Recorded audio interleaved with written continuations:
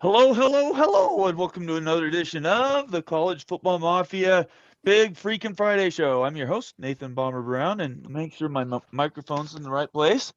With me today, or tonight, are the Wild Ute and Moen. How are you doing tonight, guys?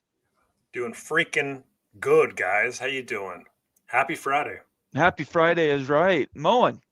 If I was any better, they'd have to double the medication, brother. I think that's called on the street. That's how you double your medication. You have to go on the street. You can't get anything else that goes stronger than what you got.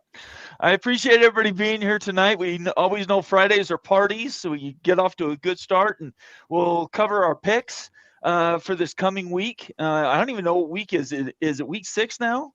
Week Because we've had 6. so many buys. We're on to week 6, which is crazy. Let's just put. I just want to put on a hat that says I'm sorrowful because college football is halfway over. Oh my gosh, don't say it. Can you believe that? I mean, that's how quick it goes. You 5 get to October and it's like, where'd the season go? goes too And fast. yeah, absolutely. We appreciate everybody being here tonight. Make sure you follow us on Twitter, subscribe on YouTube.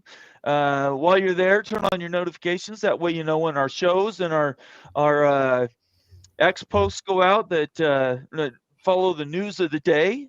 We hope everybody does that. Tracks kind of what we comment on. What's great around here is most of the time we don't all agree with each other, which makes it even more fun. So if you're new to the channel, stick around. Consider giving us a thumbs up and a comment. Let us know how we're doing.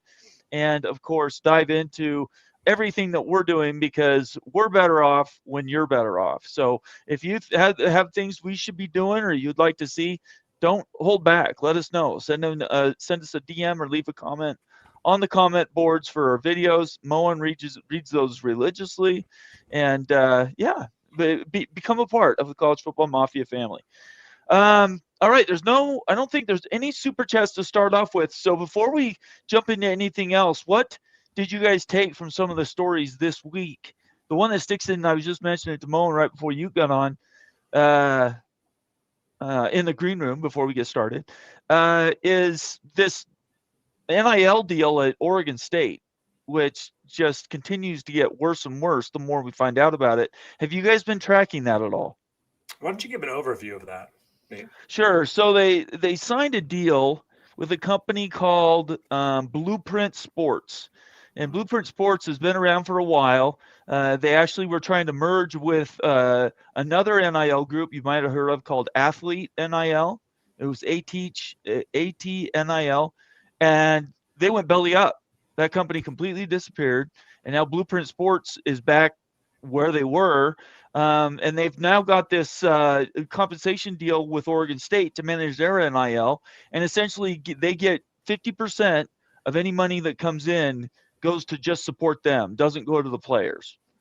So it's kind of like the lawyers for the house settlement, right? They get a quarter or whatever it is, a fifth of all the money, and then once the legal thing's done, it's over. But they get hundreds of millions of dollars.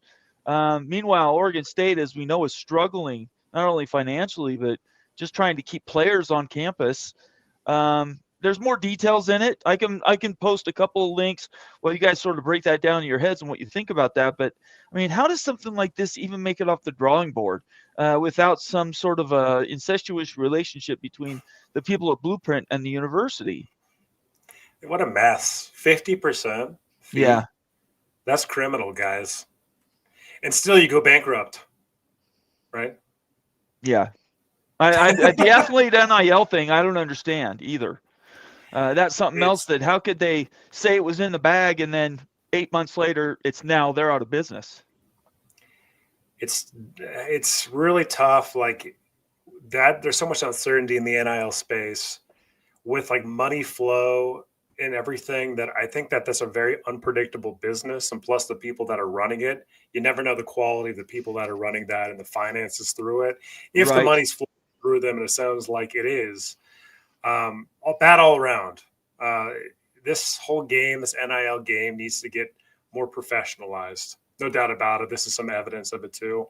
It's probably not the last time you're going to hear about it, unfortunately, too. But 50% fee is insane and criminal again for The NIL. the reason it bubbled up isn't because of what happened at Oregon State. It's because Arkansas recently just signed up to do the exact same thing. Then this information started coming out about what the deals are and the compensation are for some of these other schools. And Arkansas people are looking around saying, we're not Oregon State. What are we doing here? How could we get into something like this? One thing if you're dealing with a distressed asset, which unfortunately Oregon State is, they're in the SEC. Arkansas's won national championships. I mean, we're talking about a proud over 100-year type competitive program. I don't understand how something like this could even get going. What's concerning too, it sounds like it's away from the school because you've got like these NIL deals that are funded by boosters or whomever, right? Yeah. And the money's supposed to be going to the players, and this is like an intermediary. It's getting Yes. 50% of a cost. Yes. They're going out of business. The money never gets to the players because it never leaves the intermediary. That's right. It's like the schools just basically hired that intermediary, so they look like an idiot, but it's not funneling through the school. It's what, and this is the question, I guess. And let's get to Becky's. Becky's in the Northwest right now. She can give us a better insight to what it looks like there in the moment. Her super chat. Thank you, Becky. By the way, Becky's a contributor around here. We really appreciate all her insight as we talk about these things. Certainly in the Pac-12 and the Mountain West, she's on top of it. But she says Blueprint had 30 different schools. They have 5 now, including Penn State. So I think this, you know what this comes across to me, and Mo, and maybe you could answer this, dealing with a program that is continually at the top of the game when it comes to money and everything, is have these schools just gotten lazy? Have they just gotten to a point where they don't want to deal with it themselves, so they'll pay somebody else to do it, but in the process, they're giving away huge chunks of their donations?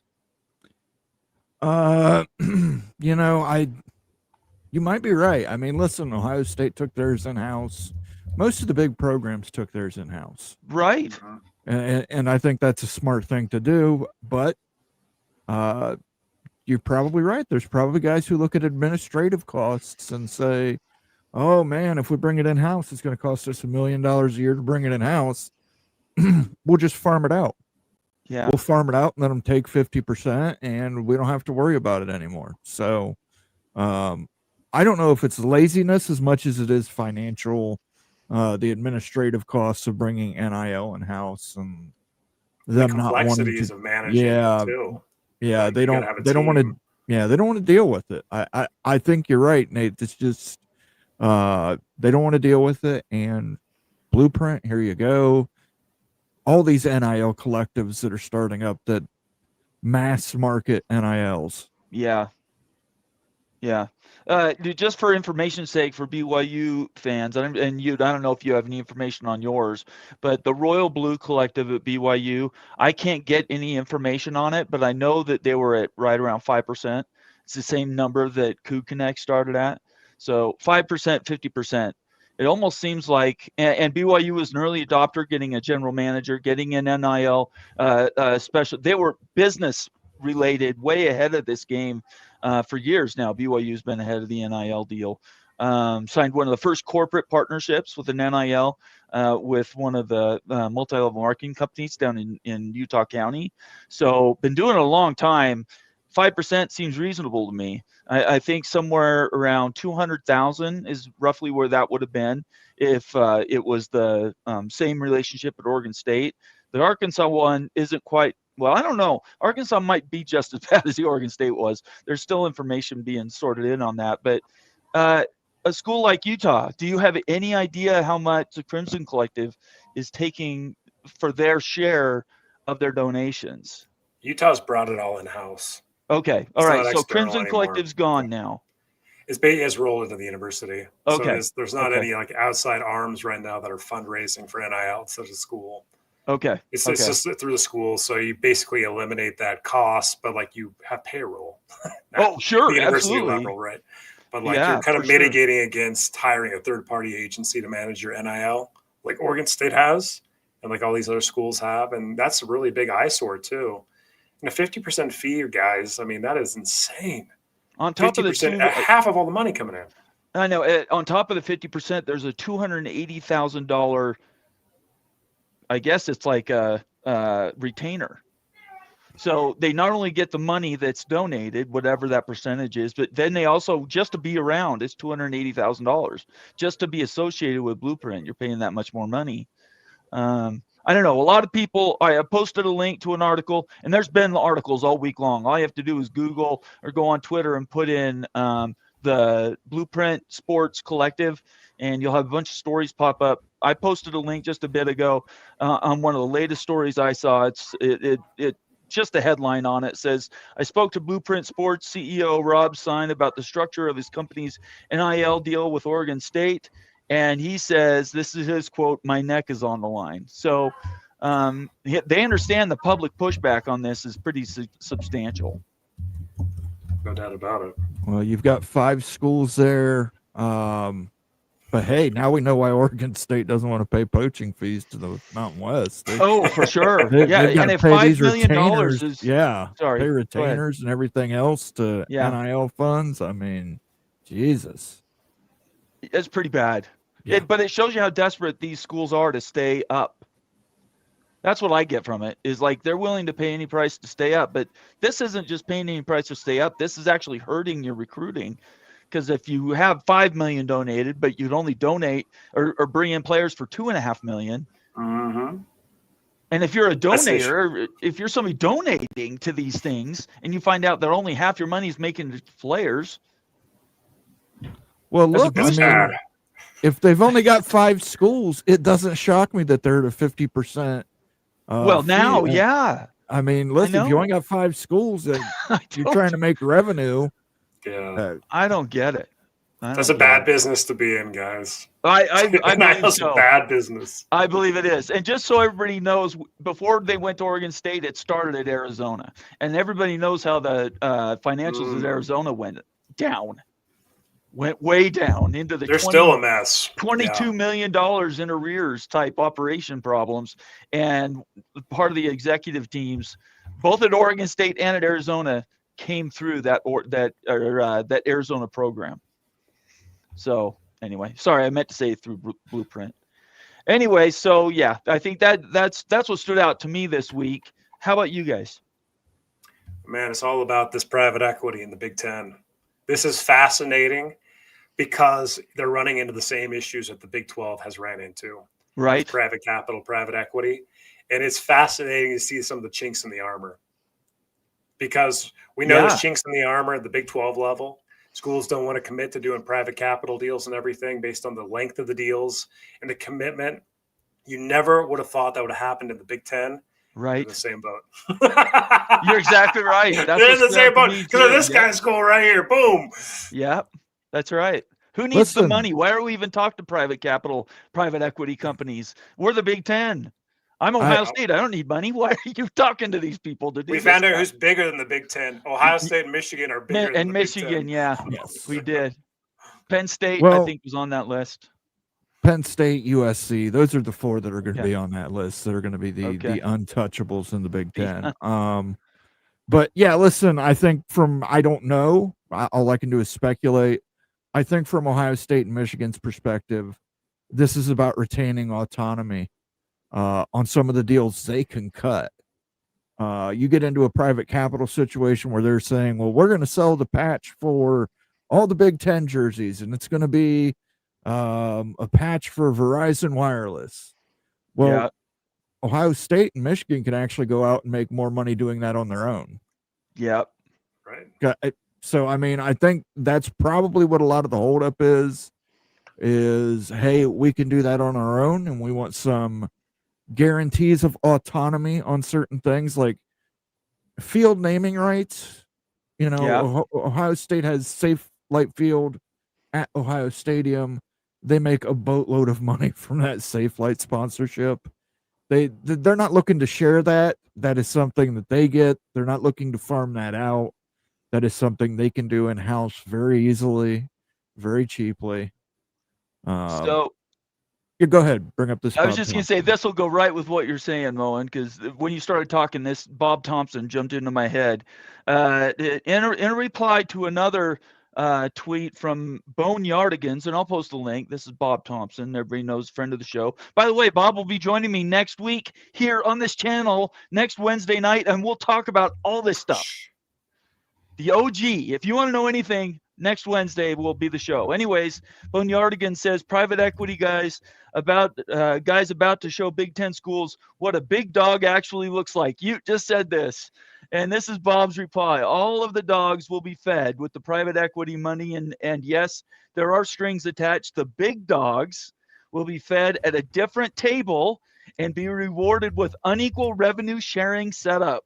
You draw ratings and advance to CFP, you get paid. If not, you do not. So what this has said, and this is you and I both complained about this when we were talking about all these other conferences complaining about the Big 12. Now the Big 12 looked like they were sniping and they didn't have the crap together, and unequal revenue was going to kill the conference and all these other things. And here we are 18 months later, and Bob Thompson says, yep, Big Ten's ready to go the same route. No doubt about it. It's fascinating too. Like, look, guys, we've talked about milking a lot over the last few years on this channel, right? And there's been nobody that's been milked worse than Ohio State University, despite our Moan friend down there and stuff that doesn't mind getting his udders just absolutely squashed every freaking week by plenty of Big Ten schools. And this is it. There's just no more milk, guys. There's no more milk. Ohio State says no more milk. No, we're not going to give you any more free milk. No. We're not going to share our milk with you. We're going to take our milk. We're going to take it, and we're going to earn more off our milk than we could pooling it with everybody else, because we know that you're siphoning it off and you're drinking the milk. This is it's very simple to see. This is how the world works. This is capitalism. Ohio State should make more than everybody else. There's no more free lunch. There's no more free milk. You get what you get based on your performance, based on your ratings, based on your worth, what you bring to the table. It's a freaking beautiful thing. Been wanting this for years and years and years, despite the Big Ten folks saying, no, treat us equal, treat us equal, treat us. Oh, no, that's not working, is it? That ain't working anymore. There ain't no more milking anymore. Nope, milk's gone. Nope, milk. Ohio State's getting their milk now, and keep that milk, baby, because you are the bestie. And so is Michigan State, and so is Penn State. Keep your milk. Go ahead, Mo, and then we'll get to the super chat. I agree with you. It is about keeping your milk, but it's not the milk that you're talking about. There's milk that Ohio State and Michigan have that is their own milk they don't share with people. That's naming rights at their stadium. That's patches on jerseys. Yeah, but everybody can do that, Mo, and that's not the same thing. Everybody can do that, but nobody does it to the extent that Michigan and Ohio State do. But it's not because they want to share the rest of the revenues from the Big Ten. Those two things aren't together. I think the reason that they're having the most trouble with Michigan and Ohio State is how much money Michigan and Ohio State already make in-house. They don't want to give that up to a private equity firm. Listen, Ohio State, the official sponsor of Ohio State athletics, that's a big deal here, and that costs a lot of money. Donato's, a national peaches chain, founded and based in Columbus. Huge donator to Ohio State. They actually have Ohio State shaped pizzas. Oh my gosh. That you can get, that the Blocko pizza. But I mean, I think that's what the holdup is with Ohio State and Michigan. I don't know.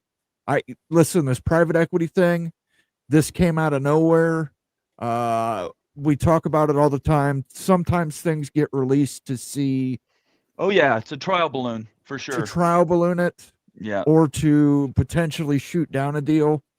And I think Greg had a great point too. It might be a situation where Michigan and Ohio State say, we're not signing a private equity deal first, because whatever deal we sign, the SEC is going to go out and try and top it. So why would we be the first one to sign on the dotted line? Those are great questions. Why are they even researching it? What is the reason? Well, I come across why. I keep coming back to why now. Why this is so important to the Big Ten. I think this ties in much more to conference realignment, expansion, consolidation than people realize.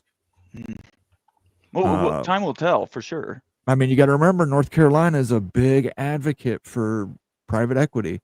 If the Big Ten's trying to make a play and they can say, hey, we got private equity, and that private equity cash infusion you get, goes straight to the ACC to buy you out, and you're a full member of the Big Ten. Yeah, but let me put it a different way. Why are you Michigan? Why are you Ohio State carrying the freight to bring in a school that doesn't bring in near the media value that you'd need to make them justified? You just brought this up. This is the unequal revenue share portion. It's a value buy. Is it no? Sorry, I'm not saying it right. Why are you selling part of what you own? They can go out and get money from bonds. Cheaper. Listen, I agree. They can go out and do other things for their schools if they really need money. I agree with you, and I think Ohio State and Michigan realize they can do that. Yeah, they should have. I mean, these are smart people. You would have thought they would have known that before. It's the other schools in the conference that want this. It's not Michigan and Ohio State. They have to be placated. And again, I think autonomy is going to be the ultimate placation with them. I just don't see Michigan and Ohio State giving away any autonomy. Yeah, that's a big billion-dollar question at this point. Yeah. But again, I think this ties into conference realignment and expansion. I think this is a way to try and, North Carolina, Virginia, they're leaning SEC. Is this something that sweetens the deal for those schools? Value buys. Again, you may say, well, Georgia Tech doesn't deserve. If Georgia Tech's coming in at a 25% share, and that's a huge DMA for that private equity company, that private equity company may jump on board with the Georgia Tech. If Duke's coming in at $0, and saying, we'll give you the $100 million we would make in media revenue, and you guys spread that amongst yourself. Oh, does by the way, Big Ten want to be the new ACC, Moen? I think the Big Ten wants to be the new super conference. This is where you and I diverge. I don't see why the Big Ten wants to be any bigger than, maybe a little bit bigger than they are. I think they are looking far into the future. Okay. Which is why I don't 20 agree years. Why do it now? Well, that's what I mean. If you're going 2046, you have to build the foundation now. Now is when you have to build the foundation. Yeah. Okay. We do have a couple super chats, and then we should get into our. Let me give Mark his sounder here real quick. Oh yeah, please, and also do one for Becky if you wouldn't mind.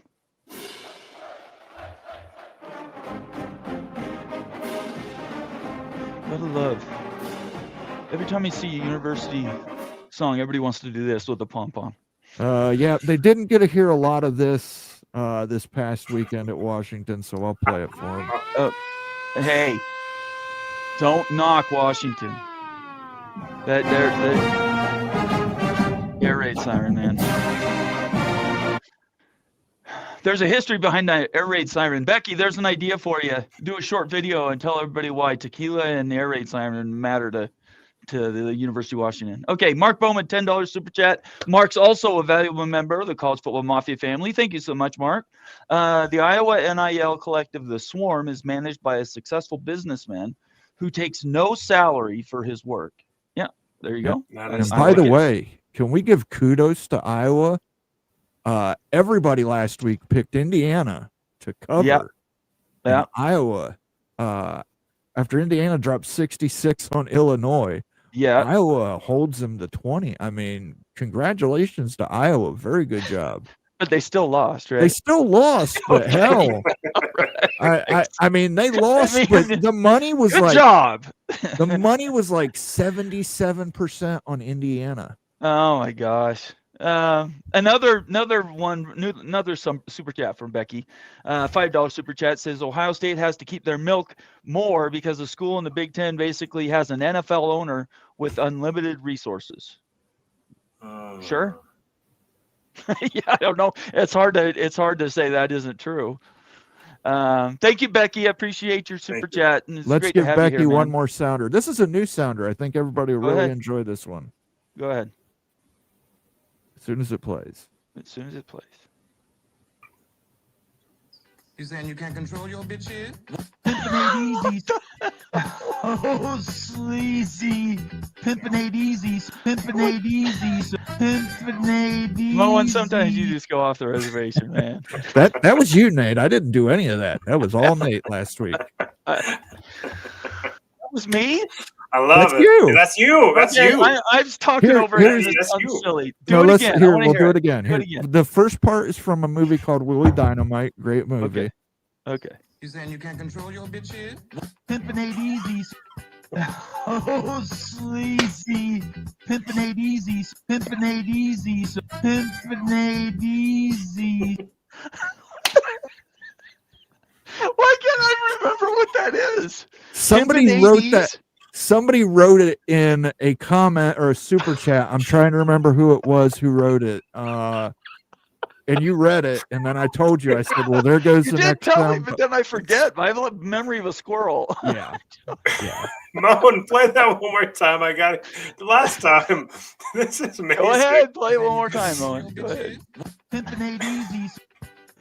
Oh, sleazy. Pimpin' ain't easy. Pimpin' ain't easy. So pimpin' ain't easy. All right, I got to clap, Mo, and that was well done. Very good. Very Thank good. you. Thank Thank you. you. That is hilarious. Holy smokes. Okay, week 5 results. Here we go. People are tuning in now and going, "Wait a second, what am I watching right now?" I went 5-5. You went 4-6. Moen went 6-4. man. Rock 6-4. Becky 6-4. Pickles 4-6. Daniel Gygax 5-5. I think it's like this every week. We've been very, very parody driven. Season standings. I'm 27. Ute's 24. Moen, you're 2 up, so you're 1 ahead of me. Let's see. Rock is even. So is Becky. Pickles, what are you doing, man? 23 and 27. And Gygax is cheating. I'm pretty sure Daniel Gygax is cheating to be 8 games up. So He those are, had a very, very good week one week. I think he was like 8-2. yeah. Well, I did 8-2 last week. I thought that would keep me up, and I'm still behind. Anyway, okay, so those are our current records as we go into week 6, which again we can be sorrowful for week 6. First game, Iowa State plus 1.5 at Cincinnati. That has to be a number that's moved because of the 2 defensive backs that got injured this last weekend. So they're down a DB and a free safety or 2 safeties. Anyway, their defensive backfield is all screwed up. They're talking about drafting people but and I think it's walk-ons. only a 1.5 point swing. It didn't. Okay. Yeah. Okay. So we all took Iowa State except for Moen, who took Cincinnati.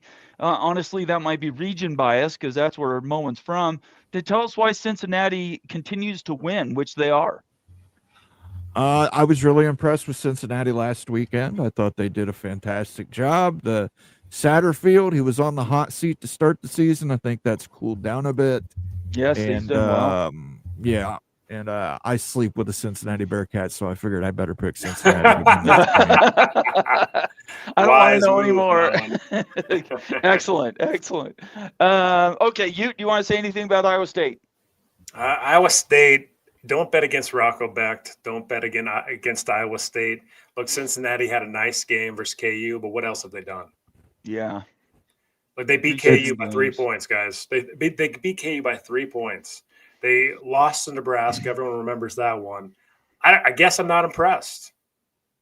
I'm not impressed. Yes, but they covered against Nebraska, and I had to eat chili because of it. But here's the other thing. This is at Cincinnati. Yes. For some reason, Cincinnati plays better at home. There's some they beat schools ASU that are, last year at home. Yeah, there's some schools that play good on the road. It's not Cincinnati, but at home it isn't. No, at home it's Cincinnati. But by the way, I got a new sounder for Cincinnati. Okay. Play this right here.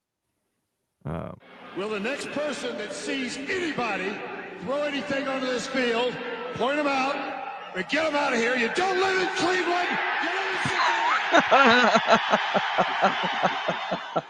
That was what's his name? That was old school. That was Sam Weish. Yeah, that's right. Sam Weish. You're going back if you know who Sam Weish is. Yeah. Kentucky plus 20.5 at Georgia.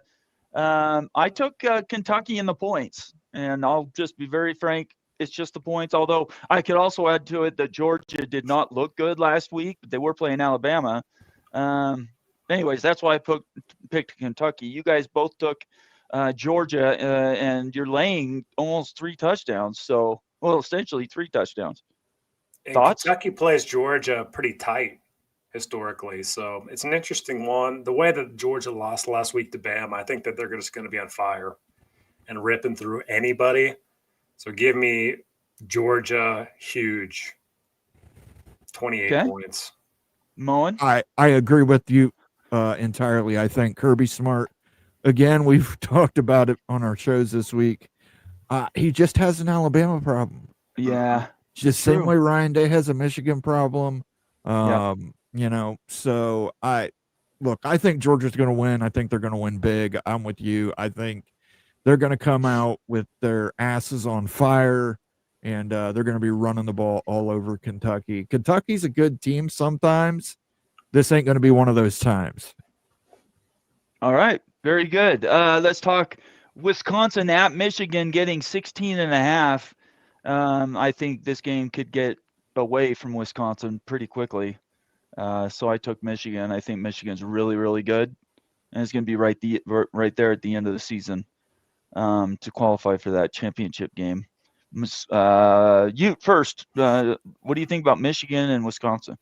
I think more about Wisconsin, and I don't have much faith in Wisconsin. I don't know what this program is doing, guys. This is a lost program. This is a prestigious program. It's really sad where Wisconsin is. Like, we're talking about a 17-point spread, Wisconsin, Michigan. Like, Wisconsin's better than this. They need a lot of change. And they need to get back to playing elite football. It's super sad to see. It's disappointing and stuff for somebody that likes Wisconsin. I like Wisconsin. So just to see it, I've got no faith in this coaching staff or anything. So I'm basically betting against their spread at any game. And Michigan's this week. So give me Michigan. Moen, and they're at Michigan. So it's at Michigan. It's 17 points. I took Wisconsin. I really like Wisconsin's front seven. We've talked about it. I think Michigan's going to have a hard time running on them. I think it's going to limit Bryce Underwood. He's going to have to throw. Their secondary is not great at Wisconsin, but that front seven is really good. I think they can get some pressure on Underwood. I don't think Wisconsin's winning this game. I just don't believe Michigan can cover at 17. I think it's going to be a 14-point win. Is it Fickle's last game at Wisconsin? No. If he loses big, it could be. No? Like, what else can you see? I think they'll wait till the end of the season. Why? Because I think that they don't want to lose recruits that they currently have by firing a coach mid-season. This way, won't you they can lose go, them at the end of the season too? Well, we'll see, because I think at this point you can sit and backroom deal with other coaches to bring them in. You saw Coach O come out and say, "Hey, I'm ready to coach again." Yeah, but he farms himself out to every job. I think he did that for the Idaho State. He's better than Fickle. He's really better than Fickle, guys. Like, he's got a national great. He's got a national championship. Yeah, I got it. I understand. So I mean, if you're not knocking him, I'm just saying he farms himself out every position that comes open. Sure. He's there. I don't blame him, but I think this is a situation where Wisconsin could be talking behind the scenes to him. I know our friend Ryan Whittley thinks John Gruden's a possibility. I think John Gruden is a possibility. I think John Gruden would want an SEC job. Maybe, but again, it comes down to the point spread. 17 points. I think they can limit Underwood. They can get him to make some mistakes. Okay. Excellent. All right. Let's move to the next one. Texas laying 6.5. How is this point spread not like 900 points? Anyway, 6.5 at Florida. There's actually somebody within our team that took Florida. Rock, I think, is just trying to, he's so far behind. He's trying to catch back up. Texas should destroy this Florida team. So I don't even know what we're doing here.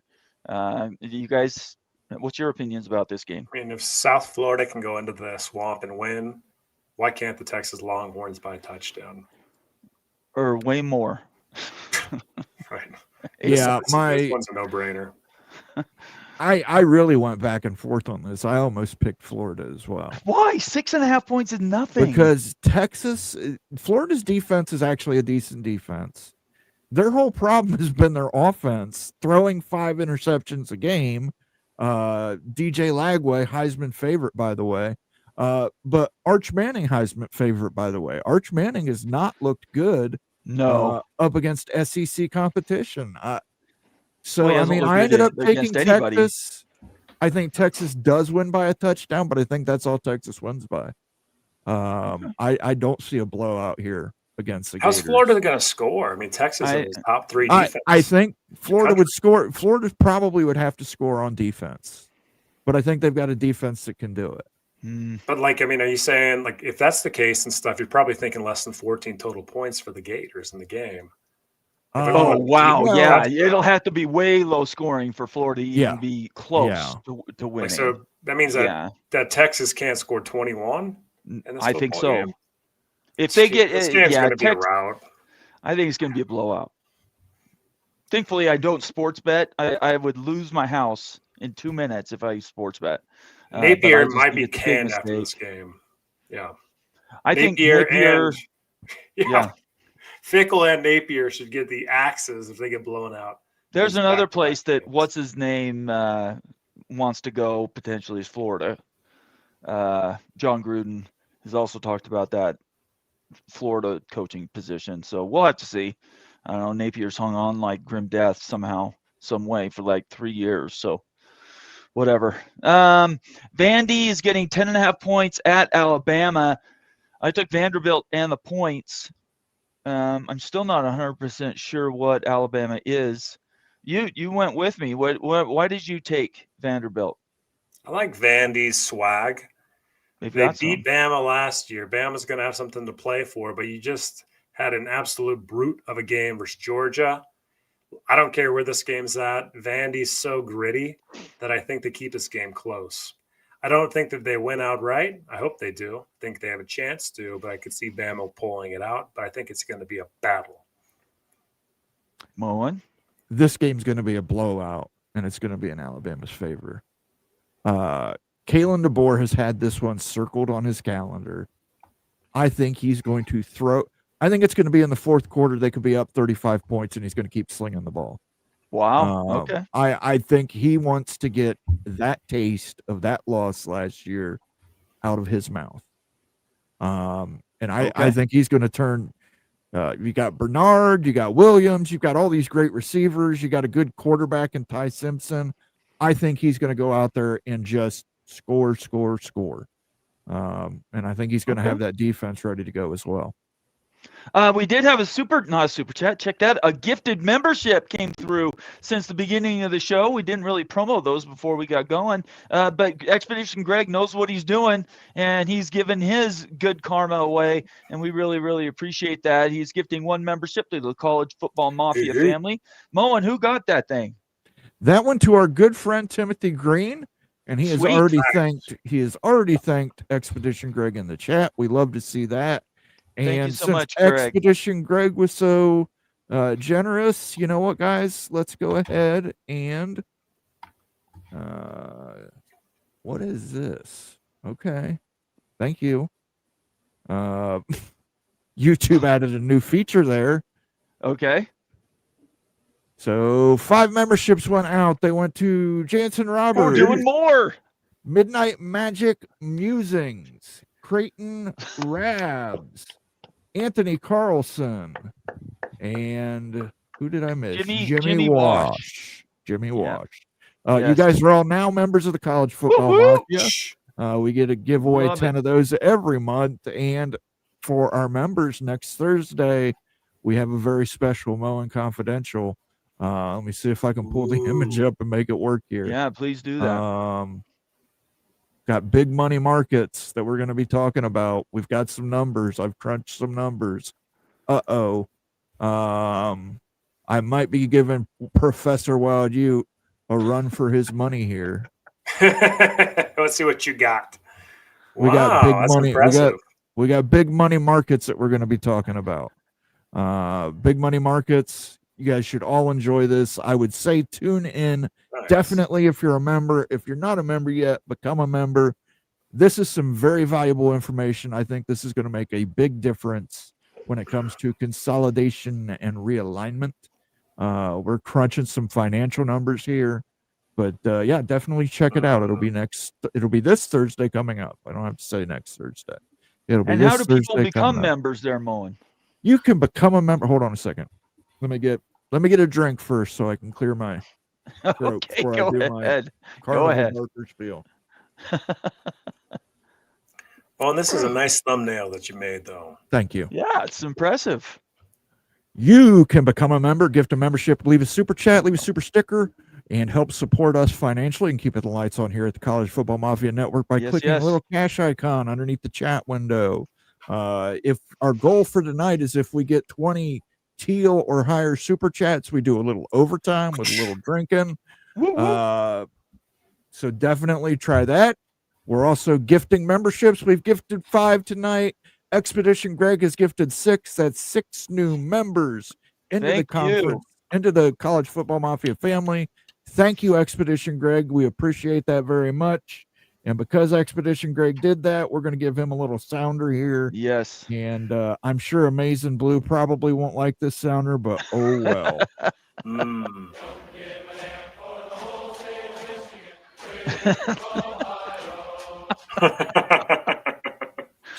Oh, that's awesome. Man. That's awesome. Thank you so much, Expedition Greg, and thank you so much, College Football Mafia family, for helping us donate those memberships. We appreciate that. Mm-hmm. Check out, after this show tonight, go into our library, and there's a whole bunch of member videos. I guarantee you it's worth your time to become a new member of the College Football Mafia family. Okay, next game we have is Boise State getting 20 and a half at Notre Dame. You and I are the only two that took Boise State. It's a disrespectful line. It is a disrespectful line. Yeah, Nate, I agree. Never bet against Boise State. No. Ever. Never do it. Don't do against the spread. Don't. Watch and see what happens, y'all. Notre Dame's going to find out. Watch out. All right, Moen, tell us why you and I are both up in the night. Okay. I think this game is going to be a blowout. Again, Boise State, I get it. Don't disrespect Boise State. We all remember the Fiesta Bowl. We all remember that. But come on. Notre Dame, Carr has developed into, I think, one of the best young quarterbacks in college football. They know how to score. The only thing that concerns me about Notre Dame is their defense has fallen off. And that was supposed to be the strong side of the ball for them this season. So, but I still like Notre Dame, 21 points. Yeah, sure. I think Notre Dame wins 28 or 35 points. Wow. Okay. At Notre Dame, Boise State has not looked impressive to me this season. They lost Genty. Didn't get off to a great start. It's true. They lost Genty, and I think it really that shows you how it took a little bit to learn how to win without him. Right. I think that shows you how great of a player Ashton Genty was. That, that him leaving has just kind of had them all wrapped up. So I like Notre Dame. They turned the corner, I think. They've started playing better the last 2 or 3 weeks. They've looked like a better team. This is the biggest opponent that Boise's played in the regular season that I can ever remember. I mean, Notre Dame's one of the top brands. Yep. Guys, Boise State's the most underrated program in college football. Yep. Every freaking year. They ain't going to be – this is everything to that Boise program. I know a lot of Boise State fans. They've been talking about this all year. There's no freaking way they're going to go lay an egg at Notre Dame. I'm just telling you, they're going to give everything. They're going to give their soul to keep this game close. And I expect it. There we go. All right, next game is Mississippi State, who's been resurgent all of a sudden, getting 14.5 at Texas A&M. I learned my lesson with Texas A&M 2 weeks ago and then last week. So I'm going to ride Texas A&M's momentum. They're playing well, and I think they're just going to continue to get better. So I took them. You guys both took Mississippi State. It was just Pickles and Daniel that went with me. I think what Daniel's doing is he's picking the teams that I'm picking. That way I can never catch up to him. That's what I'm seeing here. Anyway, what do you guys think about this Texas A&M Mississippi State game? Mississippi State is a junkyard dog. Junkyard dog. I actually really like this Mississippi State team. They beat a very, very good Arizona State team. and they give everybody their best punch. They're disrespected too. I like them. They could win this game outright, I think. That's how much I like them in this game. And so 14.5 is a no-brainer for me. Give me the dogs. Moen? Yeah, I agree. They're a bulldog. They grab on. They do not let go. I think they showed a lot of heart in that Tennessee game.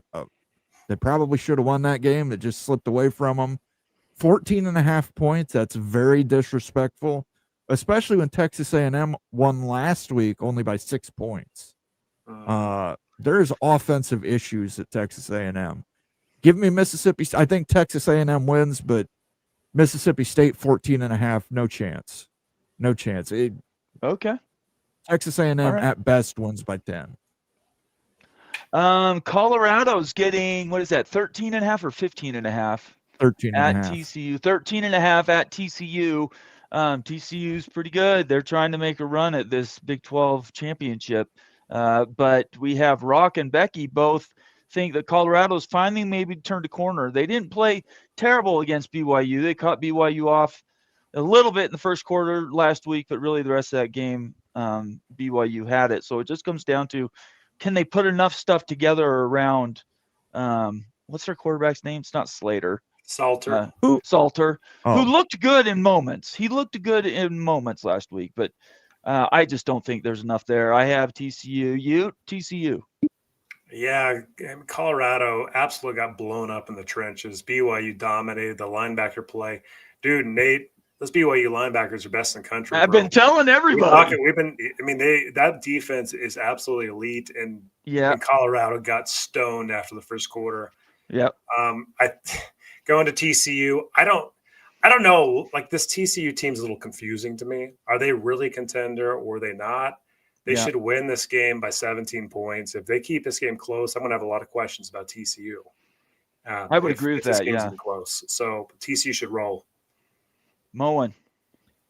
I think Hoover's a great quarterback. And I think that's going to be the difference. I see him throwing 4 touchdowns this game. Okay. I think TCU's got a very explosive offense. They've, I think people counted them out after that 66-3 thrashing in a national championship game, and they had a couple down years, but they're coming back. He's got them coming back. He's got an offensive powerhouse, I think, or he's at least at the early stages of an offensive powerhouse. And Hoover is, and I didn't think he was much to start the season, but Hoover has really impressed me.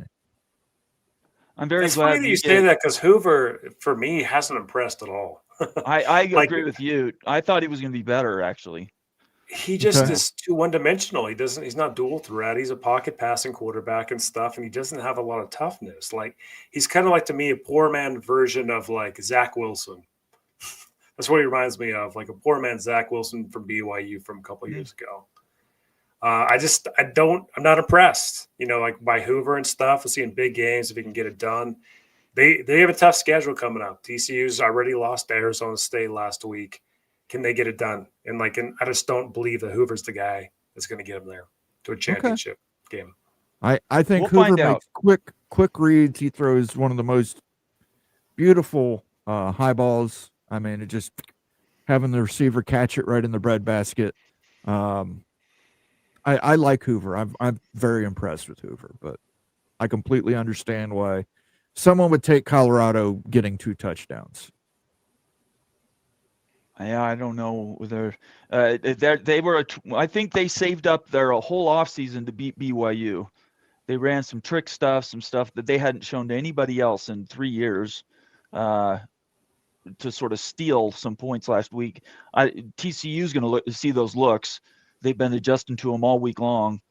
I don't think they score on the same plays. I mean, these are one-trick pony type options for Colorado. It's not. I think this game's more about how much the mismatch is in the trenches for TCU than it is for Colorado's strength with their skill positions. That's going to be dragging them down all season, which is what most of us said in the preseason. Is this a trend for Colorado? Is this look, they can't play in the trenches. Last year they struggled in the trenches. In the Pac-12, they struggled in the trenches under the Deion Sanders era. I've seen it multiple years. The recruiting isn't necessarily that special. I just don't see this thing turning, guys, for Colorado. I really don't. I think like they've peaked last year on that team, and it's tough. I just don't see it flipping. Time will tell. I do know this. They have the number 1 rated offensive tackle in the country, I think. Very, very good. He stoned a very aggressive defense last week from BYU, and they didn't get past him at all. The rest of the line isn't great, but he's a fantastic lineman. So they have tools. Can they put it all together? Can Dion direct the symphony? And I still think his biggest drawbacks isn't himself; it's the coaches he just decided to bring in. I agree. The pro coach Shermer is not a college. He's worse. I never thought I'd ever say this, but he's worse than Aaron Roderick in calling plays over and over and over again. You guys have heard me do this for 3 years now, where all the side-to-side crap that Aaron Roderick loves to do, these halfback passes and these double reverses and flanker screens and all this other crap. Those plays will get you killed and have got BYU killed in 1 or 2 games a year. Shermer's cost him game after game after game after game. We're talking tens of games that's cost him because he doesn't know how to call a college offense. So I don't know how, until you fire Shermer, how do they get better? I don't think they do. I think Shermer has to go. Yeah, he should have been. If we listen to Fergie, he wanted him gone in the preseason. So anyway, all right, let's move to the next one. So we got Minnesota 23.5 at Ohio State. Just be very clear. Somebody said Ute, and let me just make sure I get to this. So I read it in context. It says, Tempest says, Bomber, Ute, Pickles, really Minnesota to upset the Buckeyes? No, we're picking against the spread, Tempest. Yeah, no way I'm picking that upset. None of us are picking Minnesota to win. We're picking against the, 23.5 points. So that's me and Ute. Pickles in here represent himself, and I'm sure he'd say this the exact same thing. You tell everybody how picking against the spread works for Minnesota. 23.5 points. Is Ohio State going to win this game by 24 points or less than 24 points? We're saying that Ohio State, Bomber and I are saying that Ohio State's going to win by less than 24, and Moan's saying they're going to win by 24 or more. That's what the bet's on. That's what not bet, but that's what the pick's on, right? Right. Straight up. No, I don't see Minnesota winning. There's less than 1% shot they win straight up. No, but I think they can keep it close. I'm thinking they can keep it 3 touchdown close. 21 points, 17 points. Minnesota's defense is good. Their defense is good, and they can score points too. I'm not saying they're going to come close to beating this Ohio State team, but I think that what Greg said to us in the preseason when we talked about Minnesota, they have potential. They're trying. They're getting there. Whether they're going to do it this year, I don't know. But at least they're on the front foot this season. Anyway, Moen, tell us why Ohio State just clubs Minnesota. Defense. I think Matt Patricia has put together the best defense in college football. He may not have the best talent in college football. He actually does have the best defensive player in college football, which is Caleb Downs. But yes, that guy is incredible. His ability to scheme, and he's just taught this team how to scheme, how to fly to the ball, how to go in and out of coverages, and it's going to be too confusing for the Gophers. You're going to see some interceptions thrown here. I think you're going to see a couple of defensive scores. I also think that Julian Sand, they schemed Jeremiah Smith open last week. I don't think he's going to have that problem this week. I think he's just going to toss it up there and start throwing some balls. I think they're going to start taking some of that governor that they've put on to Sand for the first few games. They're going to start taking some of that off and letting him really throw that ball down there.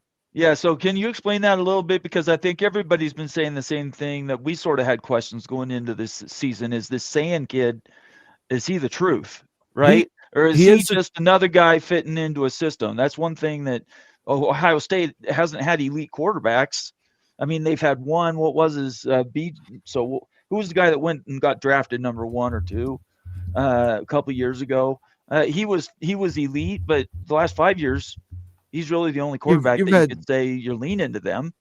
Dwayne Haskins, Justin Yeah. Fields, Right. JT Barrett. Yeah. You've had Will Howard. Yeah. Julian Sand is for real. CJ Okay. Stroud. CJ Stroud is who I was thinking of. Yeah. Who was that quarterback you had with the Kringle last name? This is probably 25 years ago. Kirk That was Kringle. Krenzel. That was Krenzel. Yeah, Sainz Krenzel. Krenzel. No, he if is that's not. true. He's not Craig Krenzel. That's not great. Craig Krenzel, man.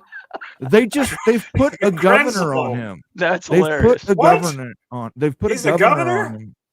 They've put a governor on him, and they've held him back. They want to Okay. just try and ease him into the game. So Okay. right All now right. he's a game That answers my manager, but that kid can whip the ball down the field. He's Kirk Kringle. Some defense is going to put him up. Maybe it's Michigan. I don't know. Some defense is going to make him beat him. Just put everybody else on an island and say, okay, we're going to live or die by what you do to us. Somebody has to do that, and that hasn't happened yet. So we'll have to see, I guess. All right, last game, and the one that I'm looking forward to the most this weekend.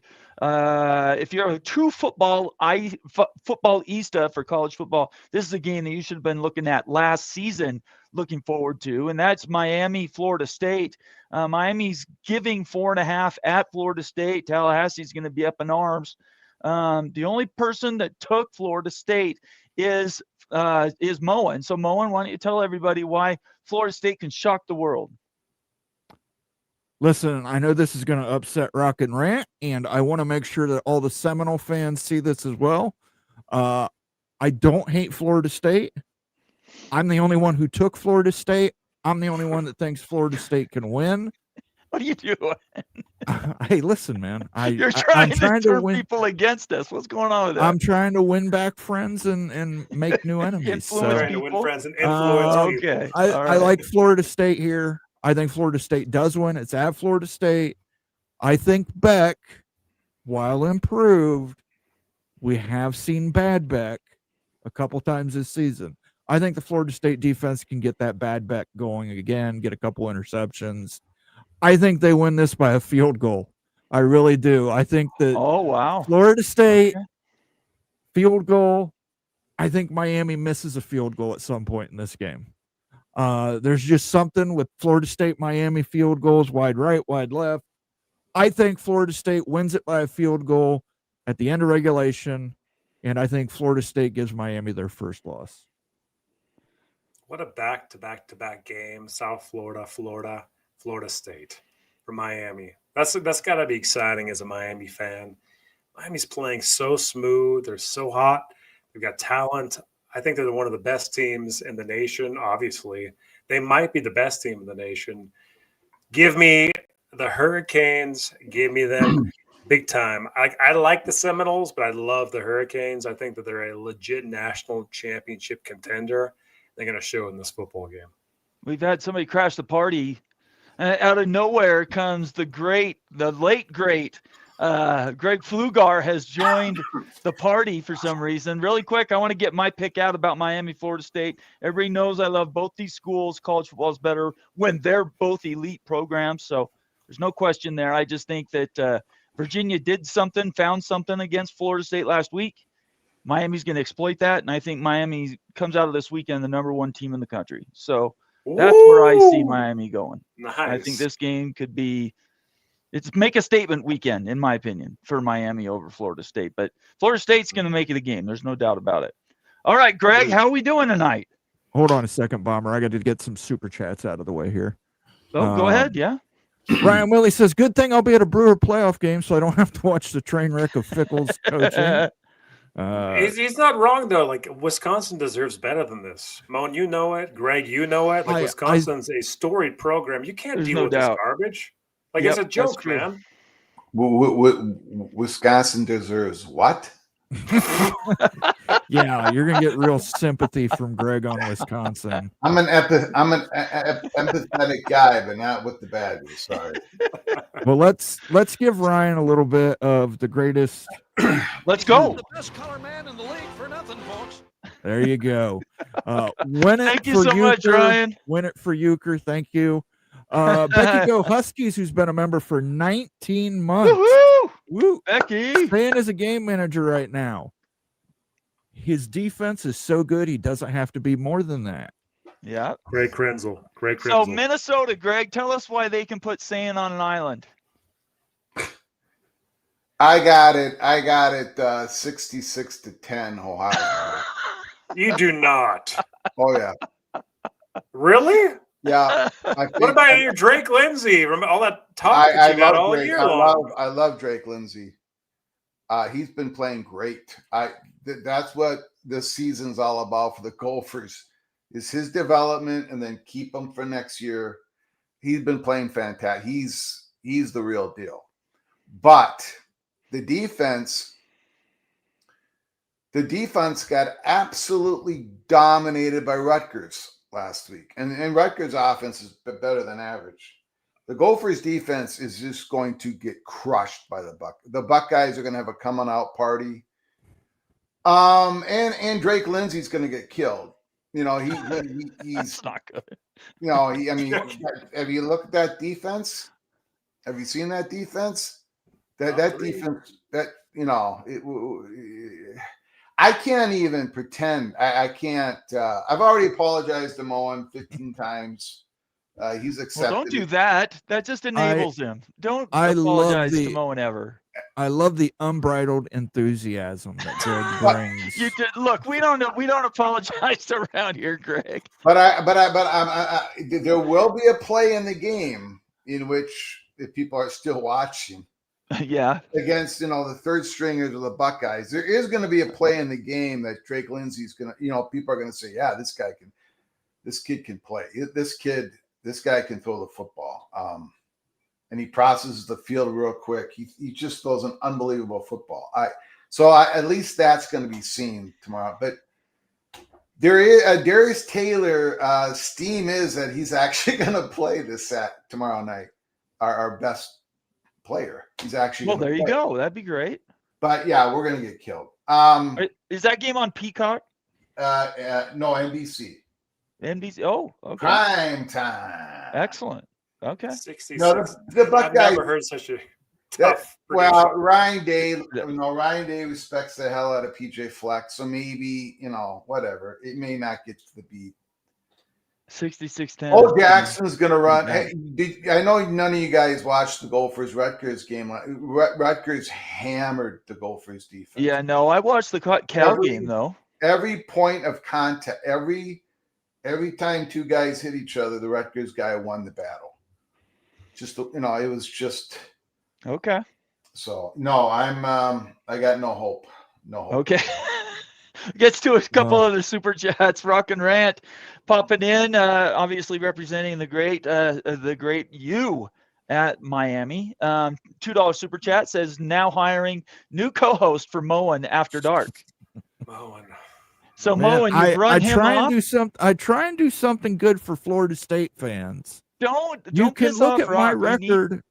I'm mowing the green. He claims to be Greg the Gold. I'm mowing the green. I'm out here making money, and I'm trying to give these guys good picks. Take Florida State at 4.5. Make you some money on that deal. Okay. Yeah, I don't know. We'll have to find out what it's like. Everybody's feeling tomorrow night. Stormy Cyclone, a $5 super chat says out of the field and onto the podcast. Great work, guys. Thank you, Stormy. We appreciate you, brother. Good crop this year for sure. Let's give him a little song. Oh yeah. Stormy's been great to call in on my shows.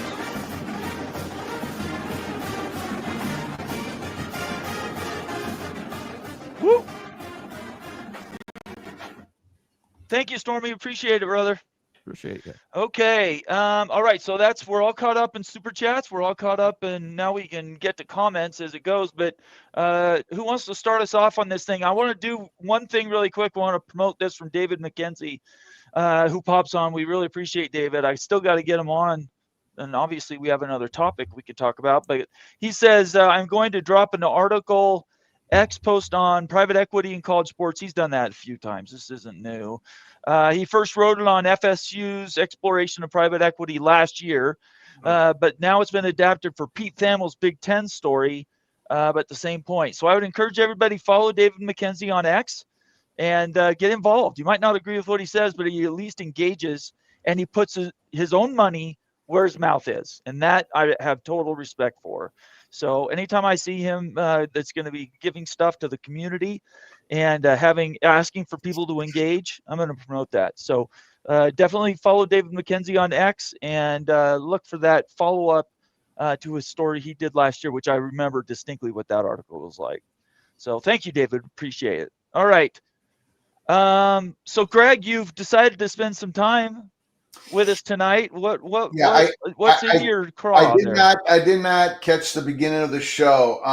There has been rumors about who are the 3 private equity firms that have presented to the Big Ten. Okay. And I confirmed that about, I don't know, 2 minutes before I sent you the link, that it's confirmed on my end what those 3 companies are. I don't know. Have you guys talked about it? We did not. Please do. I don't know how much the rumor's out there. Sure, go ahead. But then I got it confirmed. So, well, I mean, is there a chance? Probably not much of a chance of this being wrong, but there is that chance. Okay. Right. So, Can I just guess, Greg, real quick? Is one of them Blackstone? No. Okay. No. Okay. Is one of them Navigate? I don't think so. I don't know what, I don't know if these companies have, it could be connected to Blackstone or what Navigate. Right. Maybe even higher. Yeah. Where they have a bigger controlling interest. Well, allegedly, okay. Can we protect ourselves? Allegedly, these are the 3 names. Okay. 6th Street Partners. Yeah. Okay. Which we know at Peek Around the Corner, and this might get back to Dave McKenzie and what he was. We know that Street allegedly. We know that 6th Street Partners met with Florida State in Chicago. Mm-hmm. Yes. A couple years ago, whatever. Apollo Global Management. Never heard of them. And Apollo Global Management. Okay. You're going to make me get out my pen and write these down now. And well, I think Moen is probably getting this information here. Moen, you writing all this down so I can get it from you later? I'm actually using ChatGPT to look it up. So I can send you the chat. Yeah, just when later. you send. Yeah, if you're doing that work, just send it to Ute and I, please. And Ares Management, ARES. Haven't heard of that one either. Yeah, they're a big PE firm. Yeah, I haven't heard of them linked with college sports, but that's a big firm. Yeah. Now, so I was told the following. Obviously, these are 3. I mean, I don't know anything about this stuff, but 3 big, huge, mammoth, gigantic firms. Again, this is just coming from, and I'll just, BTM and his guy. They say this is 50-50, right? Sitting right now. And there's a little bit of the pressure's really coming from the Big Ten, like, let's get this decided, yes or no. If it is a no, they're just going to come back at this next year. So, but what can you answer the question everybody's been asking me this week is why now? Why outside of this just being a trial balloon, just trying to see what the public thinks about it? Same reason, a lot of reasons. Same reason why the Big 12 went down this road. Same reason why the ACC's been going down this road, because they have. Same reason why they're the clandestine phone calls with Redbird Capital with some ACC and some Big 12 schools. Because so is the leak planned? The way you're saying it, it's like maybe it wasn't this. I don't know if the leak was planned or not. I don't know. Maybe interesting. But it has to do with all these all these leaders in college sports are being told that they're undervalued, and they all want a strategic partner. Because the core of these conferences only have so much expertise and connections and ties, and usually it's with their Right. media partner. They want Right. someone outside their media partner to be a strategic partner. So that's what this is all about. They think they can expand globally, markets, everything. Like, look what the Big 12 is doing. They got another football game in Europe. They got all these plans. They got all these plans. All these conferences have all these plans. Now, some of them are going to not happen. Some of them are going to happen. But they all want a strategic partner because these are. Now, again, I have said I'm against this. I'm against this. Talking for a University of Minnesota perspective, I'm against this if this is just about cash. Right. But if exactly. Why just bring in money just for money's sake? But if it's about somebody who's saying, if you get us on board, we can create new revenue streams or make the current revenue streams larger. We can, we can have there's certain things that we can bundle together to sell at a higher rate than if we did it individually. Like jersey patches. If we're all wearing John Deere patch, maybe we get more money per school than right. But yeah, it's the strategic partnership of it. Supposedly, that's what the Premier League did. That's what all these guys are doing. The NBA franchises. It's not just about the cash. It's about this other intangible stuff that supposedly. BTM said 50-50. If it's a no at this month, they'll revisit it next year. Now, that's the exact same language that was told to us about the Big 12.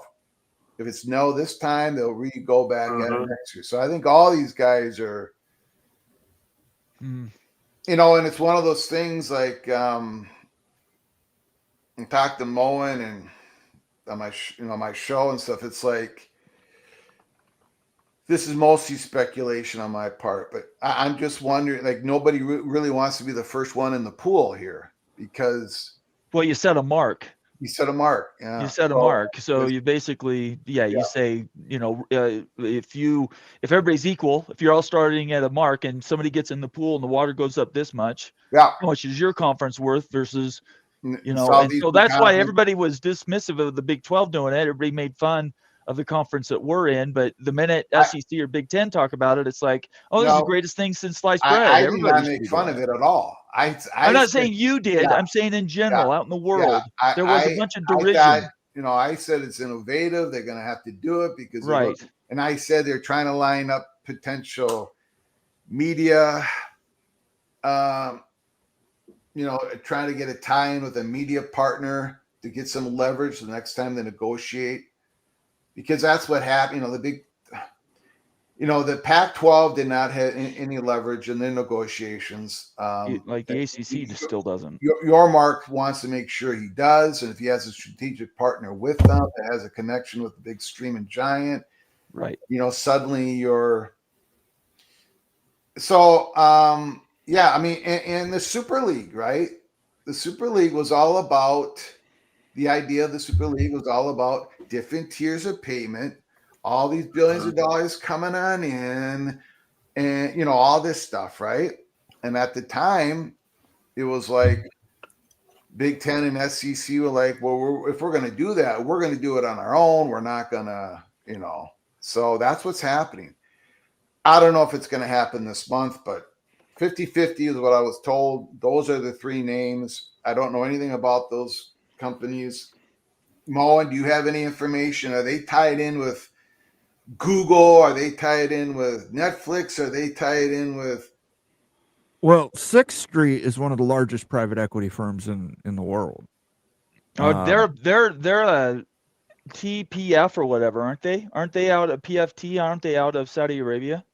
No, I don't believe so. I thought Sixth Street was. I don't believe so. I think they've got an office in New York anyway. Let me check that out. But here's my question, Greg, is if that's the case, why don't these private equity firms just offer a most favored nations clause?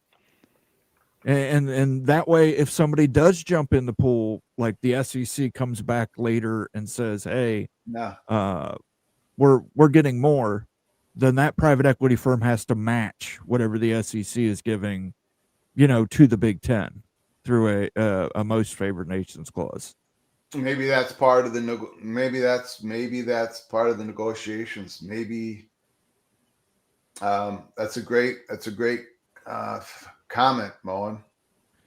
The other thing I will say is Apollo, if they are indeed the company that gets the Big Ten, you might want to buy stock right now. They opened at 128.50. They closed at 125.85. So When do they go public, Moen? Buy low, sell high. And that's stock ticker APO. Paul, I kind of have a different perspective than you guys. Yeah, please go. Like it's really a no-brainer if you're committed to each other in a conference to do private capital, private equity. Like Greg, you've mentioned, it opens up a billion different type of revenue sources you currently really don't have access to. So you're making a lot of money. It's going to be double basically the media rights payouts that you're talking about and everything. It's a huge money. It's a huge money, and like all the pro sports are doing it, but you got to commit. Like you've got to really commit. Like you've got to double, triple, quadruple commit. You've got to extend out the grant of rights, like we know, and you've got to really say the Big Ten is going to be it for the next 20, 40 years, and throw out any notion of any like pulling football away, any type of mega super league, Premier League and stuff. And to me, that's really the crux of this thing. It's not at the heart of it. Like it's a no-brainer thing. The Big 12 didn't do it because guess what? Not all schools wanted to commit. Like there's plenty of schools that want to go up to the P2, so they're not going to sign over their blood oath to do this. Well, that's not the only reason. I think that the opportunity to do realignment, which is really the only reason to do private equity, hasn't opened yet. I just disagree with that. Like I just don't think that schools wanted. The cost of this is so severe when you're getting in bed with private capital of the blood that you have to give to those guys and stuff. There's no way out. Like there really is. Like it's like a double, triple down of what you already signed into. Guys, I'm serious about this and stuff. And if you're not 100% sold on where you're at, then you're not going to commit to doing something like that. And I think that that's exactly where the Big Ten's at. That's exactly what the Big 12 found out. That, in my perspective, that's exactly why the deal didn't get done. This is a no-brainer financially, and for partnerships, for future revenue sources, it's simple. It's not a difficult decision as long as everybody's in it together and committed. And if you can't get there, there's some really core issues that you got to ask yourself what's going on. Yeah, I got a question. So how it was reported was, right now there's 18 Big Ten schools, and the Big Ten Conference also gets a slice of everything. So this, let's just call it a private capital entity, would be the 20th slice, correct? And I'm envisioning it as, well, first of all, I don't blame Michigan and Ohio State for if they are balking at it. I don't blame them for balking at it. I don't blame them for the 2046 is a long ways for granted rights, even though it's not connected to the media right. The media right, there's still going to be new media package for 2030. It's not like the ACC. Those are two different timetables, two different documents. The grant of rights going out to 2046 is only an indication of the conference has Ohio State's ownership of their media that they can use with everybody else to sell it as a bundle. That's what that is. But the media contract ends in 2030. That's going to be renegotiated regardless. Okay. So I don't blame Michigan and Ohio State. My question are the slices. So you can see the 18 Big Ten presidents getting together, talking about it, trying to figure out the numbers. Okay, Ohio State's slice is going to be more than 5%, right? Right. Could be 6%, 5.5%. I don't know. Just throw a number out there. Michigan's going to be the same as the Ohio State slice, right? And then you might have Penn State, USC, Oregon, maybe at the next slice level, and then the rest of us. Well, my question is, the private equity slice Is that at 5%? Is that at 6.5%? Is that 7%? Because that is something we don't know through the reporting, and it's a big difference, right, between 5% and whatever number that could be. So that is something that we don't know, that I think is crucially important, because if this deal gets done, that private capital, private equity company gets 20 years to get their money back, right? Mm-hmm. The grant rights go to 20 years. They're one of the slices. They're incentivized to grow the revenue streams, right? Because they want to make as much money as possible. So they're doing all they can. They're probably calling in chips on sponsorships, things that they're helping other people. So that number of what that private capital slice, that's pretty important. But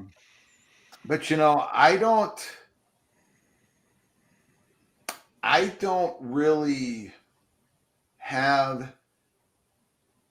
don't really have a problem with, and I said this before on this channel because it was told to us over a year ago about the different tiers that is coming in payments in the Big Ten. Stop.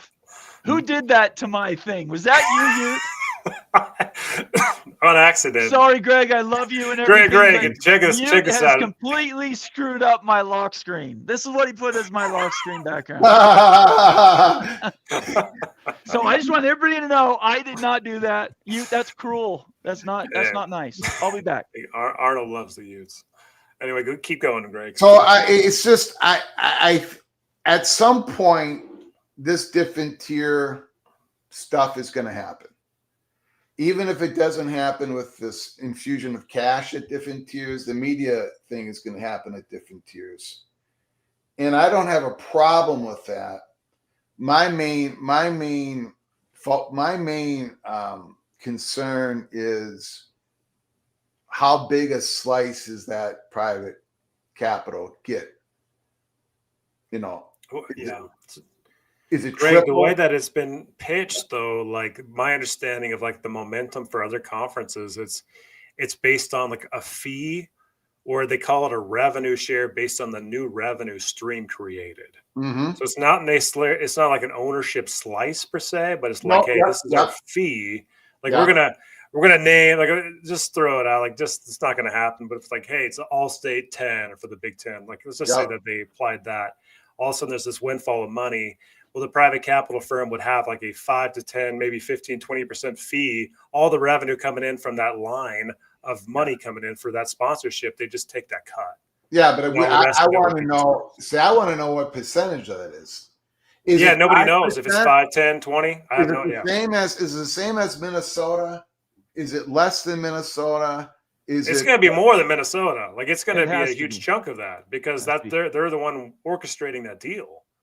And then like the Big Ten's just going to split it. It's basically going to be private capital gets the fee, Big Ten gets the rest of it, and the Big Ten does what they want with it based on. Okay, then they aren't. Okay, so when they say they're the 20th slice, they might be not a slice. They might be a whole different pie. Pizza. Yeah, it's the difference between private equity and private capital too. It's where the money is going to and what it's leveraged against. I gotta go.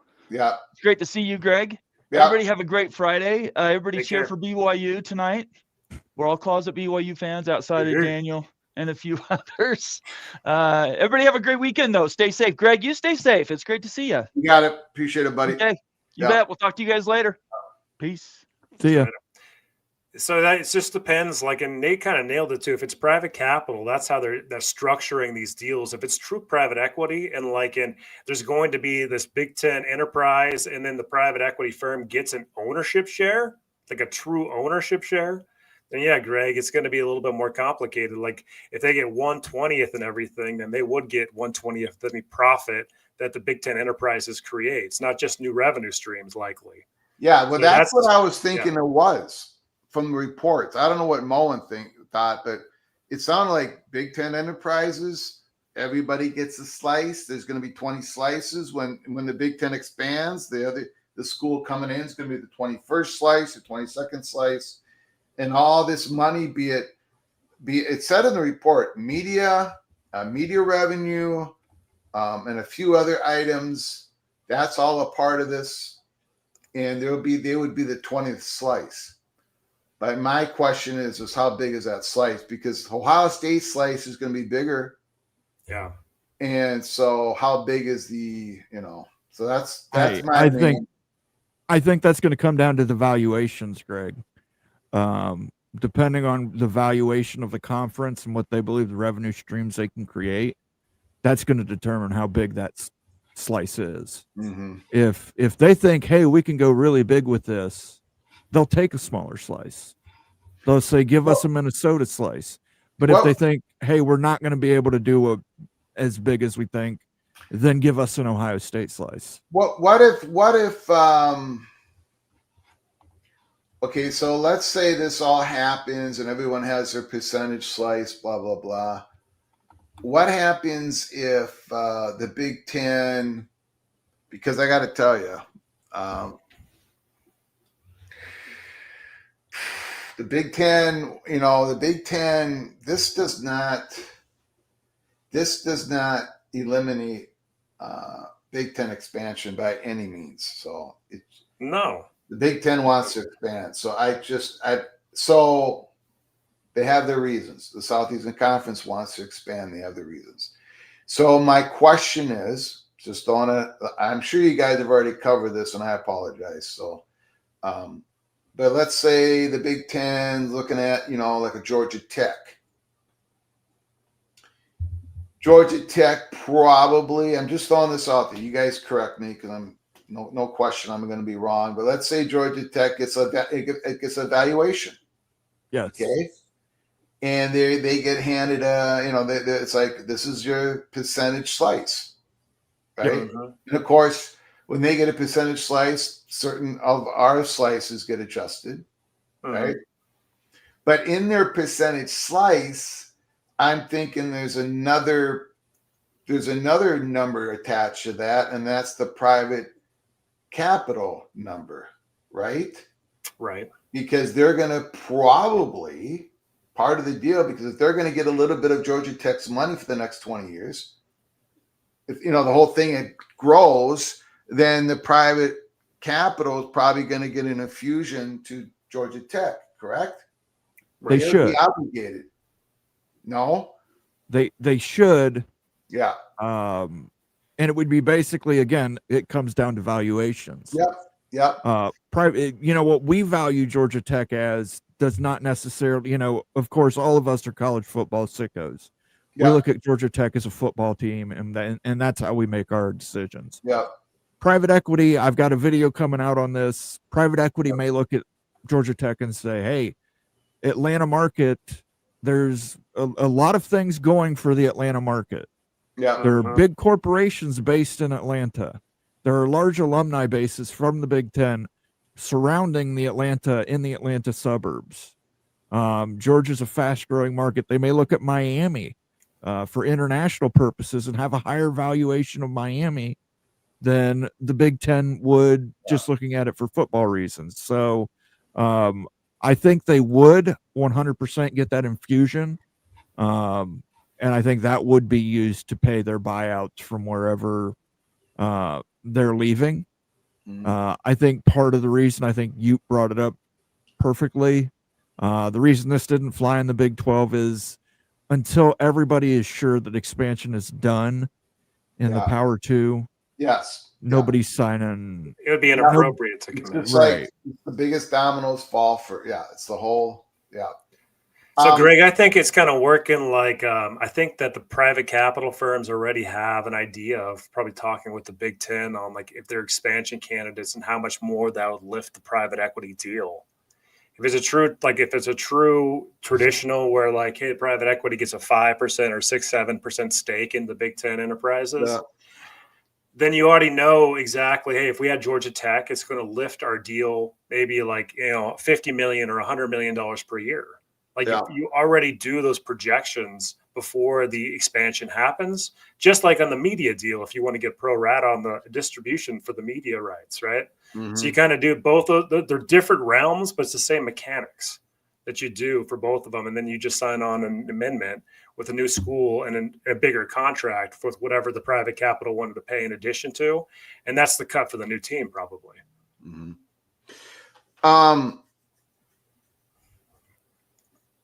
God, what was I going to say? I had a very important. Let me get to some super chats here real quick, Greg. Ryan Willie says, I predict Fickle is fired after the Iowa game next week, which is homecoming. I still think they keep him for the rest of the season and then they fire him along with the athletic director. 6th Street tends to buy debt. What is the Big Ten selling? Great question, Becky. I think they're selling equity in their conference, but we don't know until we see the particulars. But I mean, again, I'll bring it up. If Ohio State and Michigan are that afraid that, hey, we don't want to be the first one in the pool, you just sign a most favored nations clause. And what a most favored nations clause does, it basically says, hey, if the SEC goes and gets a private equity deal and it's better than ours, the private equity company has to come back and match that. Man, I don't know if private equity is going to necessarily want to do that. That's a risky proposition from like a it's business a risky it's 100% a risky proposition, but it's a risky proposition for the Big Ten to take the private equity deal. Let me show you why it's not, Moan. This is the deal that was offered to the Big 12. Okay, check it out. This was offered by CVC Capital Partners. Dennis Dodd reported it back in 2024. You guys like are talking about possibly a 5% stake, like for multi-billions. CVC basically tried to work out a deal with the Big 12 for 20% stake in the whole freaking conference for $1 billion. Like, I get the Big 10's worth a lot more than the Big 12, but they wanted a 1/5 chunk in the whole conference for $1 billion. We're talking about the same type of traditional structure for Big 10. Man, like that's we're talking about a massive amount of money for any firm, and I totally get it. The Big 10's worth many, like what, 3 times, 4 times more than the Big 12. But like it's the same mechanics and everything. The Big 12's already got one of these type of offers that's been reported. They turned it down. But then again, we really don't know what the percentage is. Although it sounded like it was maybe 5% or whatever, one slice of 20. We don't know. But okay, so I remember what I was going to say. So you know, I've been told like a 1,000 times that nothing is done, nothing is settled, things are fluid, things are just, nothing is done. Well, I think this is a very good evidence of why that is, right? I mean, Sure. The Big Ten sitting here working on this massive, earth-shaking possible deal that would change the future of college sports in a way, because other conferences will probably follow if the Big Ten does it. And, it's just a huge move. And so, of course, no decisions, offers, nothing of that has been done, because how could it be, right? And I think this is a great indication of one of the many reasons why they haven't gotten to that far. They may have things worked out, like what you said, they may have certain list of candidates. They definitely have a certain list of candidates. Maybe have some evaluations from those 3 different firms, things like that. But so I think we're still far away from anything happening on that.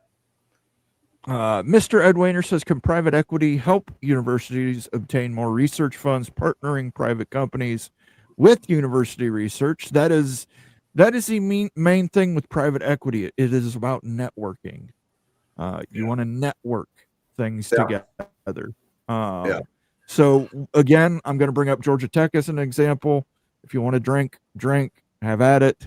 But listen, what we value Georgia Tech as, the private equity may have a completely different valuation on Georgia Tech. And Georgia Tech, they can come to Georgia Tech and say, hey, you're worth a 30% share of the Big Ten media money. That gives you a 3% slice of this pie. The other option is you stay in whatever's left of the ACC. It's a value buy situation. There could be schools that people would say, why would you take Georgia Tech when you could have had Florida State? And it might just be, hey, the private equity company sees something in the Atlanta market that they feel that they can use to increase the revenue stream for everybody. Everybody's part of the pie goes up.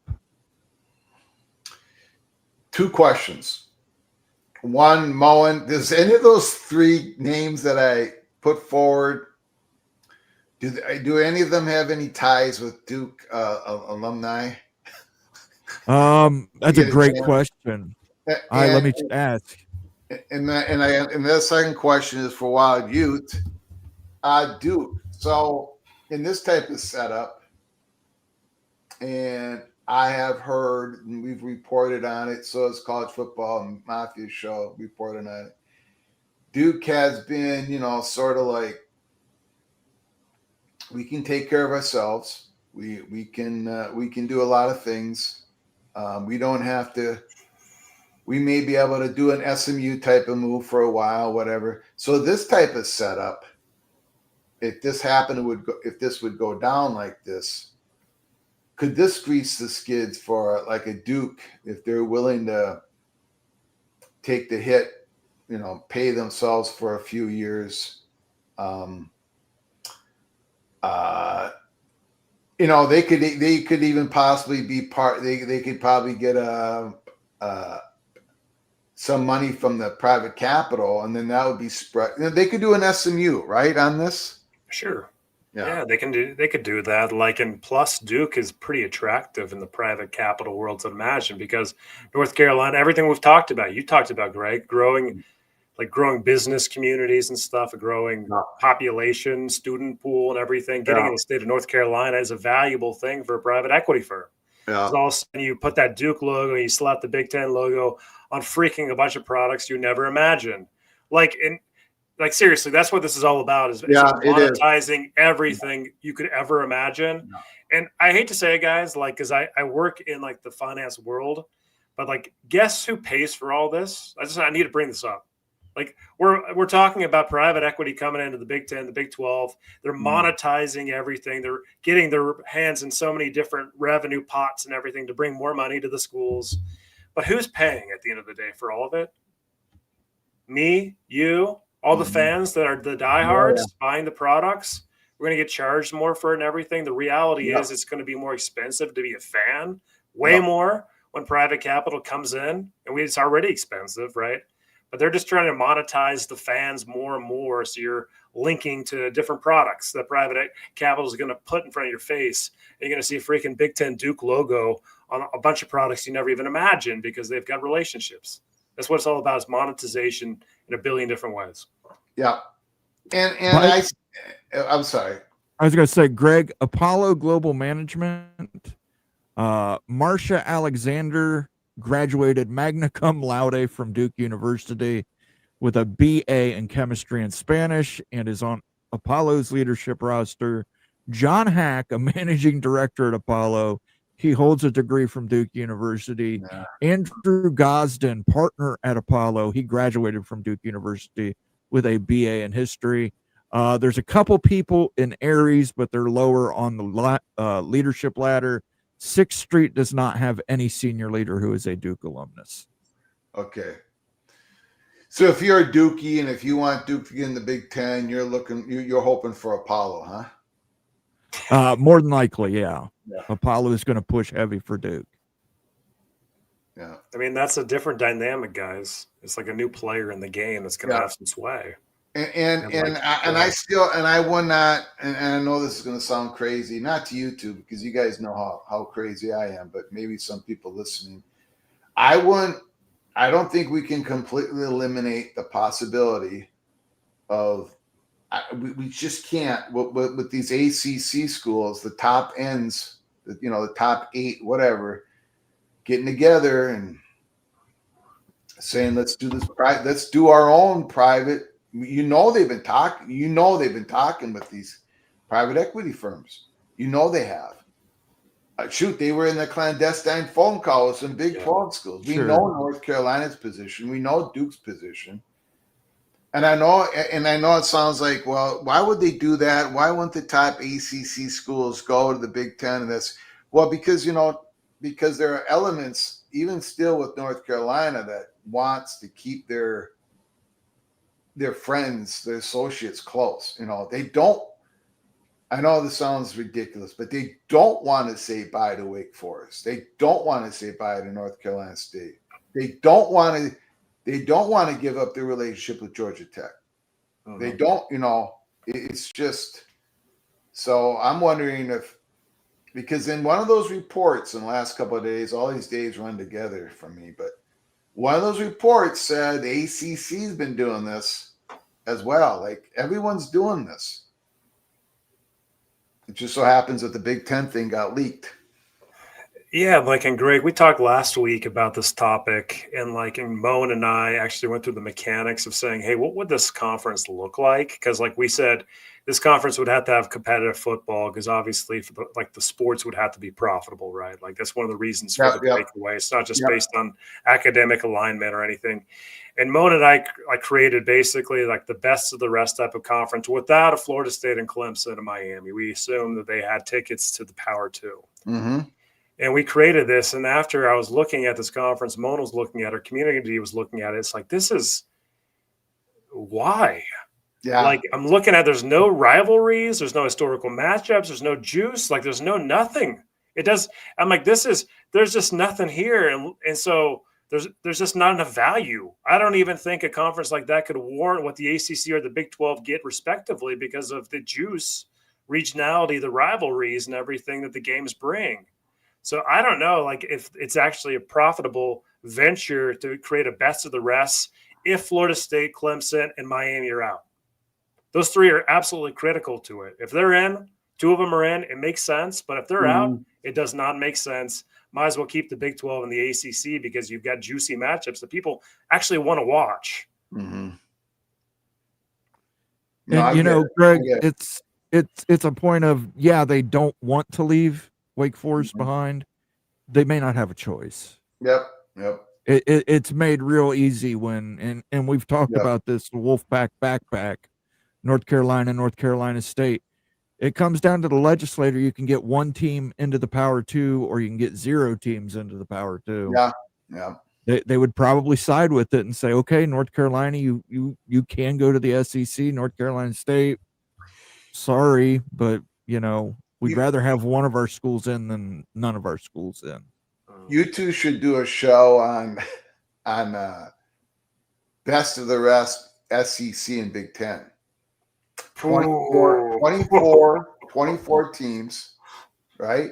24, and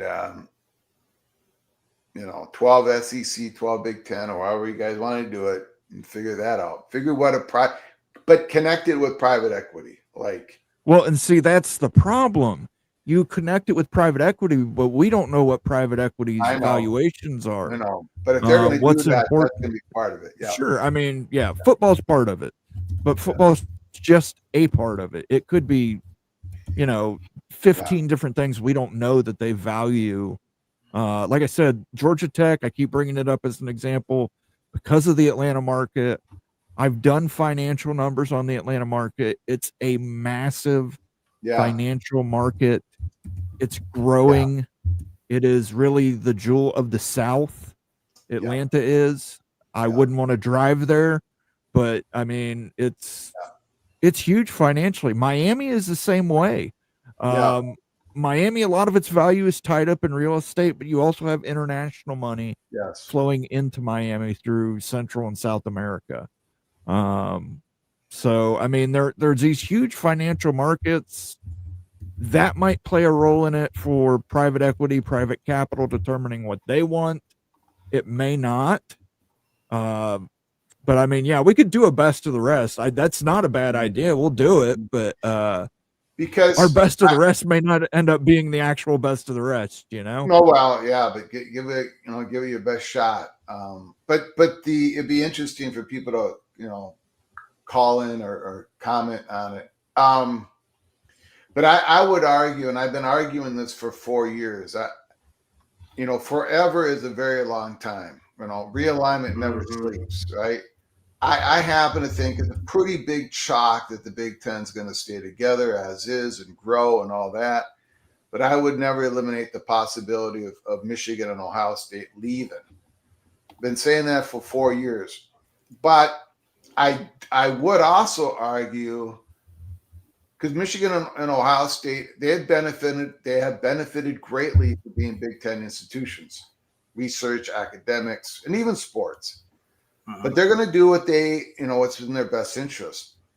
But I would argue heavily that if Ohio State and Michigan end up leaving the Big Ten, it's not going to join the Southeastern Conference, guys. That's no. They're not going to. I have this conversation on my live show constantly, especially Michigan, but even Ohio State. Look, I'm not taking a shot at the Southeastern Conference, but Michigan and Ohio State they have a different. If they're going to do something like that, if they're going to break away from the Big Ten, it's going to be with a few other Big Ten schools and a few SEC schools, right? And maybe a couple of ACC schools, and maybe Utah, whatever. But it ain't going to be like we're going to the Southeast. That is not going to happen. That's an impossibility. Because like a school like Michigan, guys, they have been so selective in who they want as conference mates.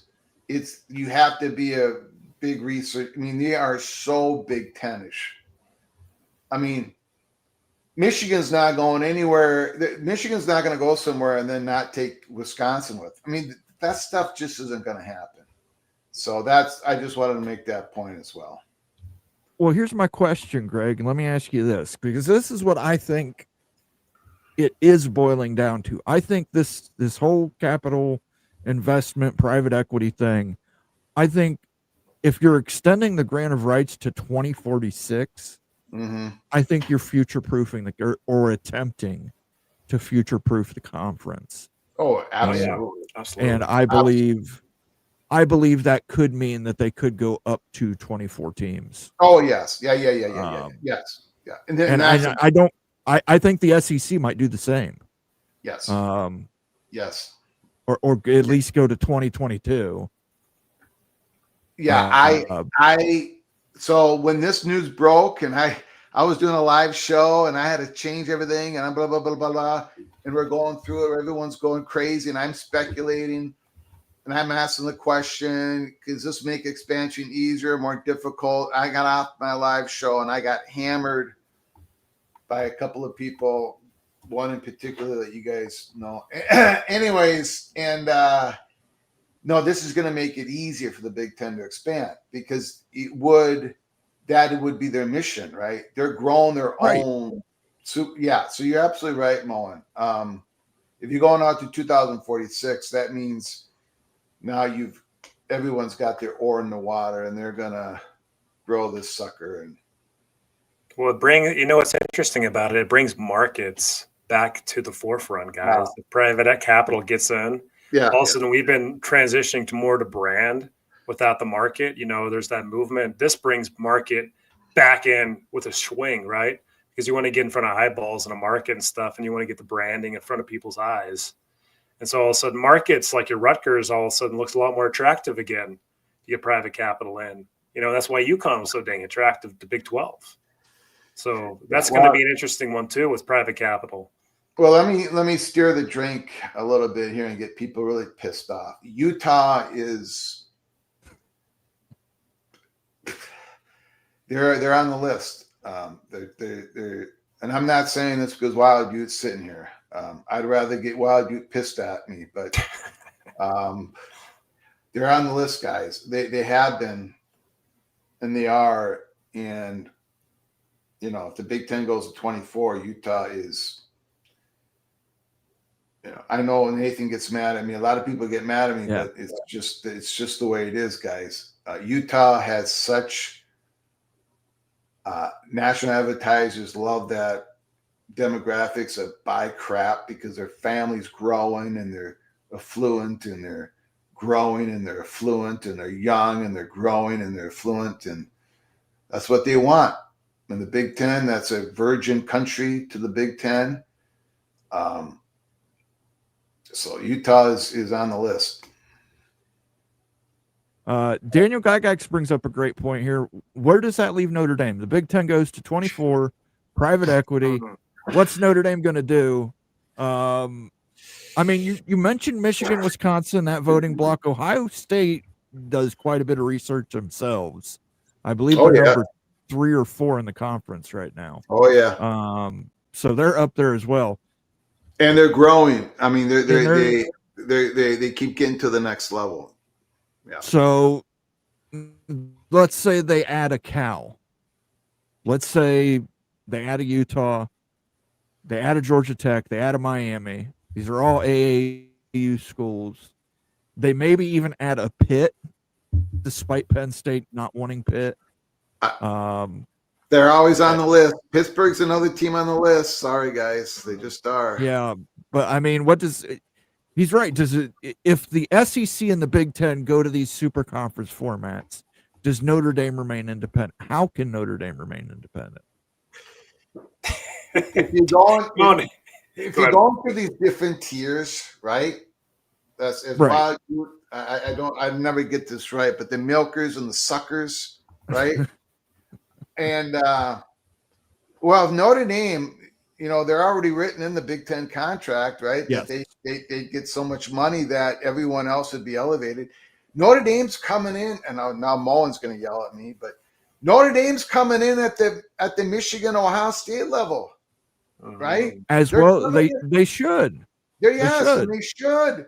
And so, again, I mean, how would Notre Dame even? How can they compete? How can they stay at the level of Michigan and Ohio State when Ohio State and Michigan are getting juiced by the rest of the Big Ten brand, the capital? I mean, Notre Dame, you would think now Notre Dame probably would not like the 2046, the 2046. I mean, for them to join the conference and suddenly their grant of rights belongs to the Big Ten to 2046. That might be a psychological terror for them. But yeah, how could they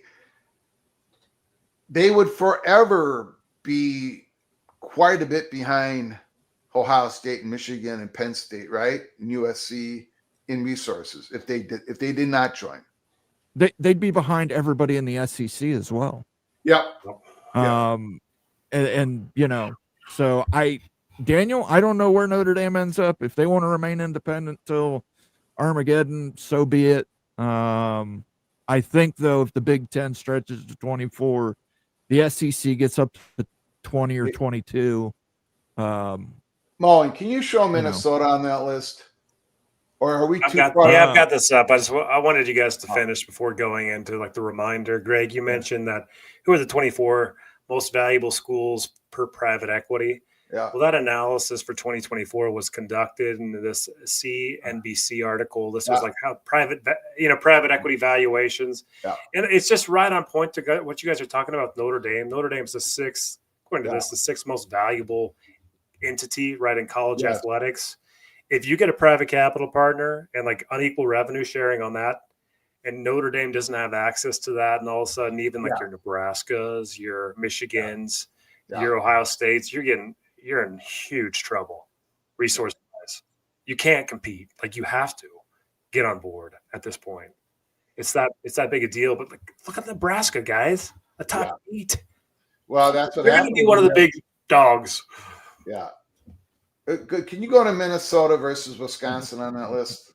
I want to make one more comment, then I'll shut up. Penn State 11, USC 12. We're going to keep going, looking at Wisconsin 15. So Wisconsin's kind of square in that middle upper for Big Ten. Yeah. Oregon's right there. You've got Iowa that's in that mid-tier, Michigan State. Yeah.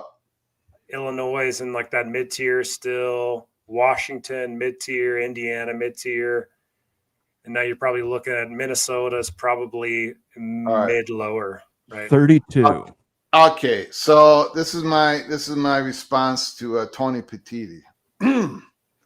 when you're talking about the slices, right?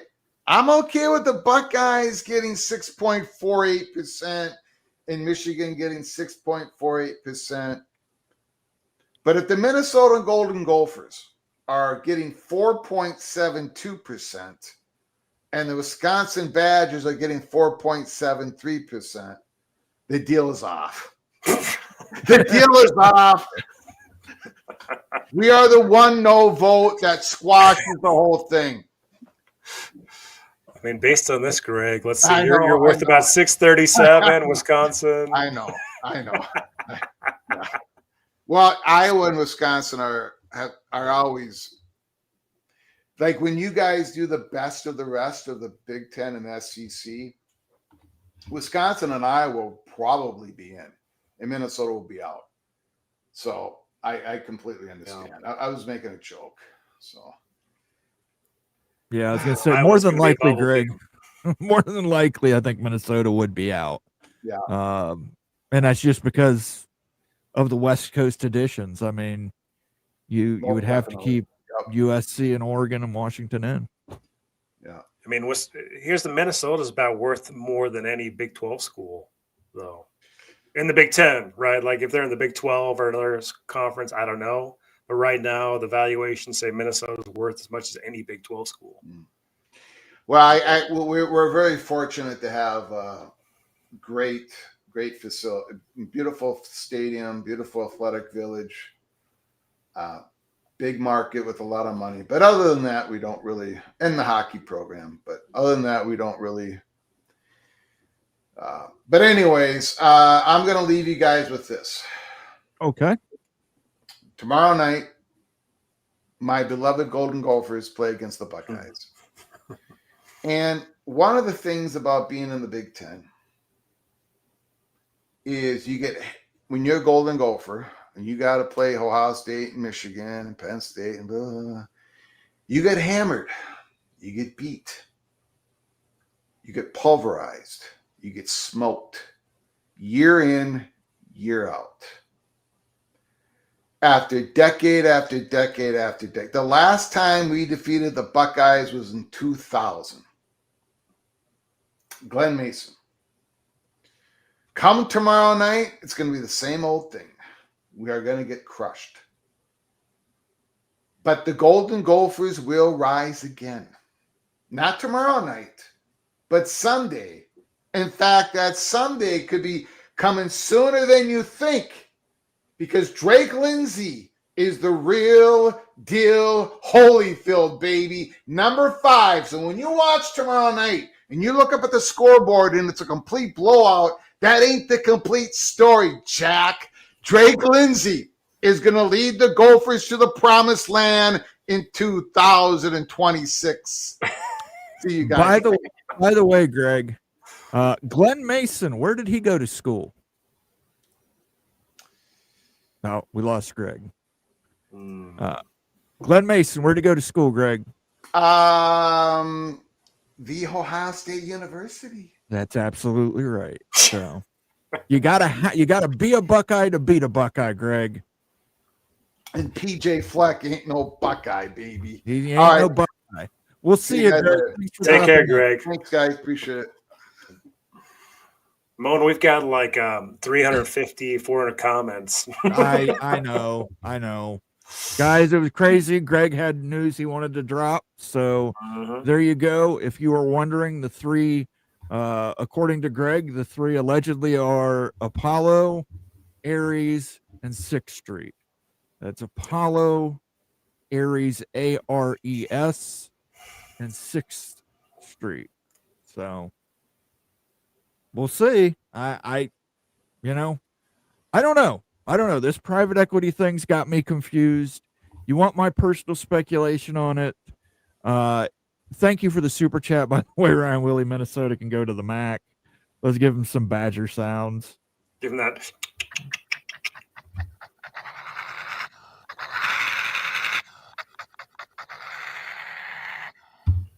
Love it. Thank you again, Ryan Willie, for super chat. I hope you enjoy that Brewers game this weekend. But yeah, I think, just my personal opinion, the fact that they want to extend this to 2046, you've got to get expansion. You got to get two things done. You got to get the playoff format worked out. That has to get worked out.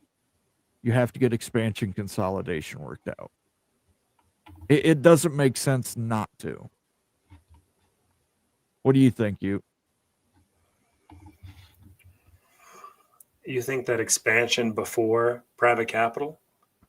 I think private capital infuses the cash to allow expansion. I think that expansion could happen either way.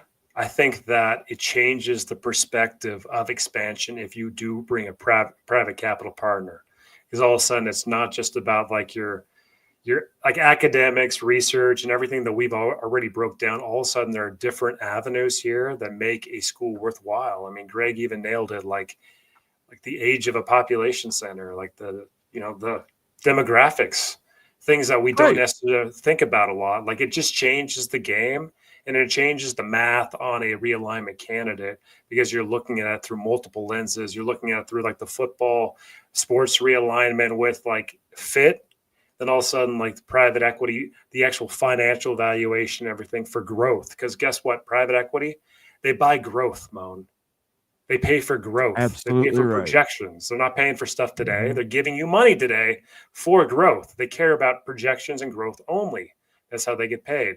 So it changes the game a little bit on more growth-based assets. Absolutely. It's fascinating stuff. I want to thank Greg for joining us tonight. Just as a reminder, Wednesday night, Bob Thompson, former president Fox Sports, one of the creators of the Big Ten Network, will be joining Bomber for a sit-down interview. That's going to be Wednesday.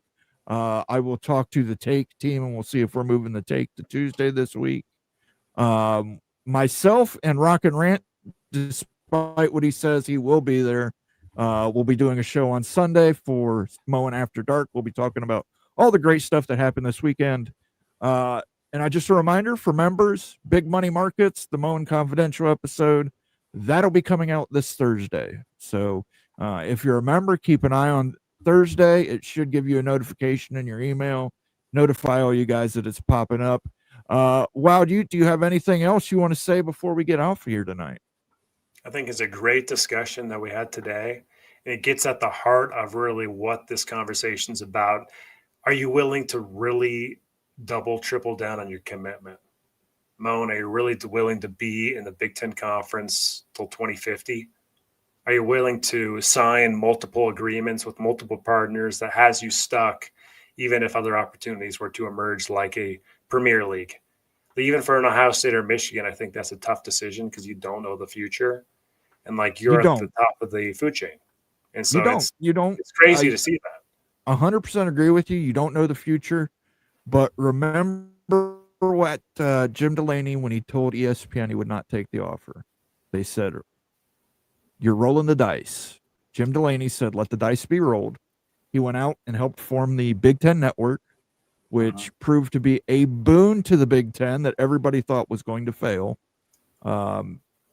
It was a boon to the Big Ten so much that everybody else took the idea and ran with it.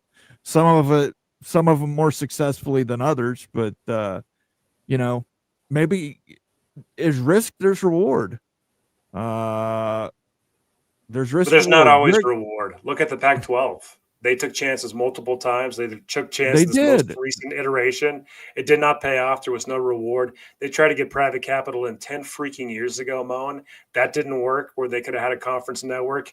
It doesn't always pay off. That's why risk is risk, right?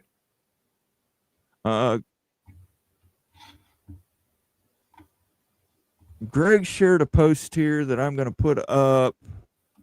College football's national broadcast and cable partners have decided against airing this advertisement.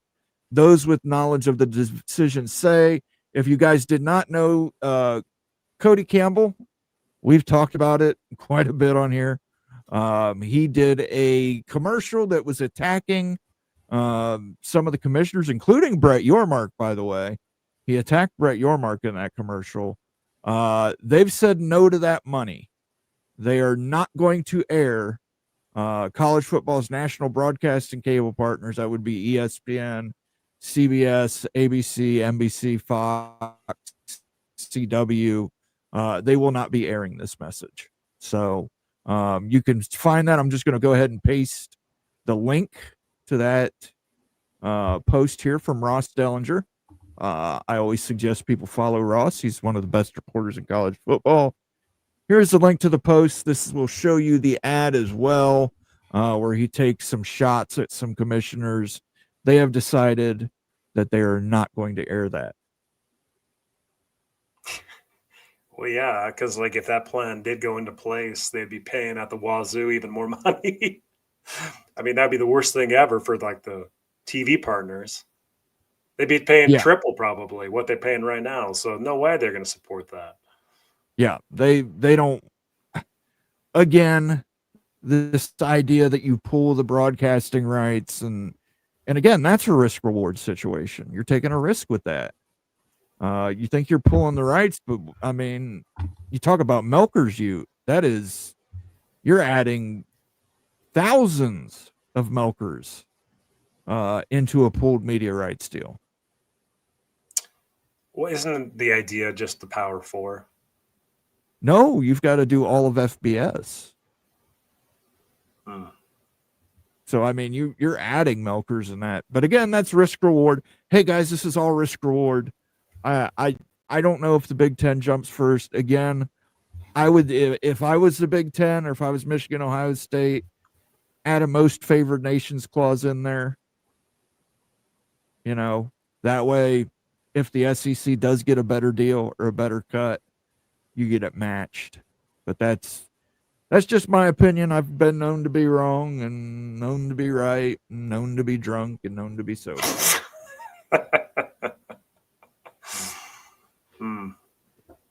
Any final thoughts, Moan? I'm going to finish off this bottle, and you guys enjoy yourself. Have a good weekend. Stay safe out there, people. Please don't drink and drive. Enjoy the slate of football games. Go Bucks. Go Utes. Go Utes. Utes are on a bye. Football on tonight. West Virginia, BYU. They guarantee that they cannot lose this week. So go Utes. Whoop. And we will catch you guys next Friday for another big freaking Friday show. And until then, I will see you guys on Sunday. Peace out.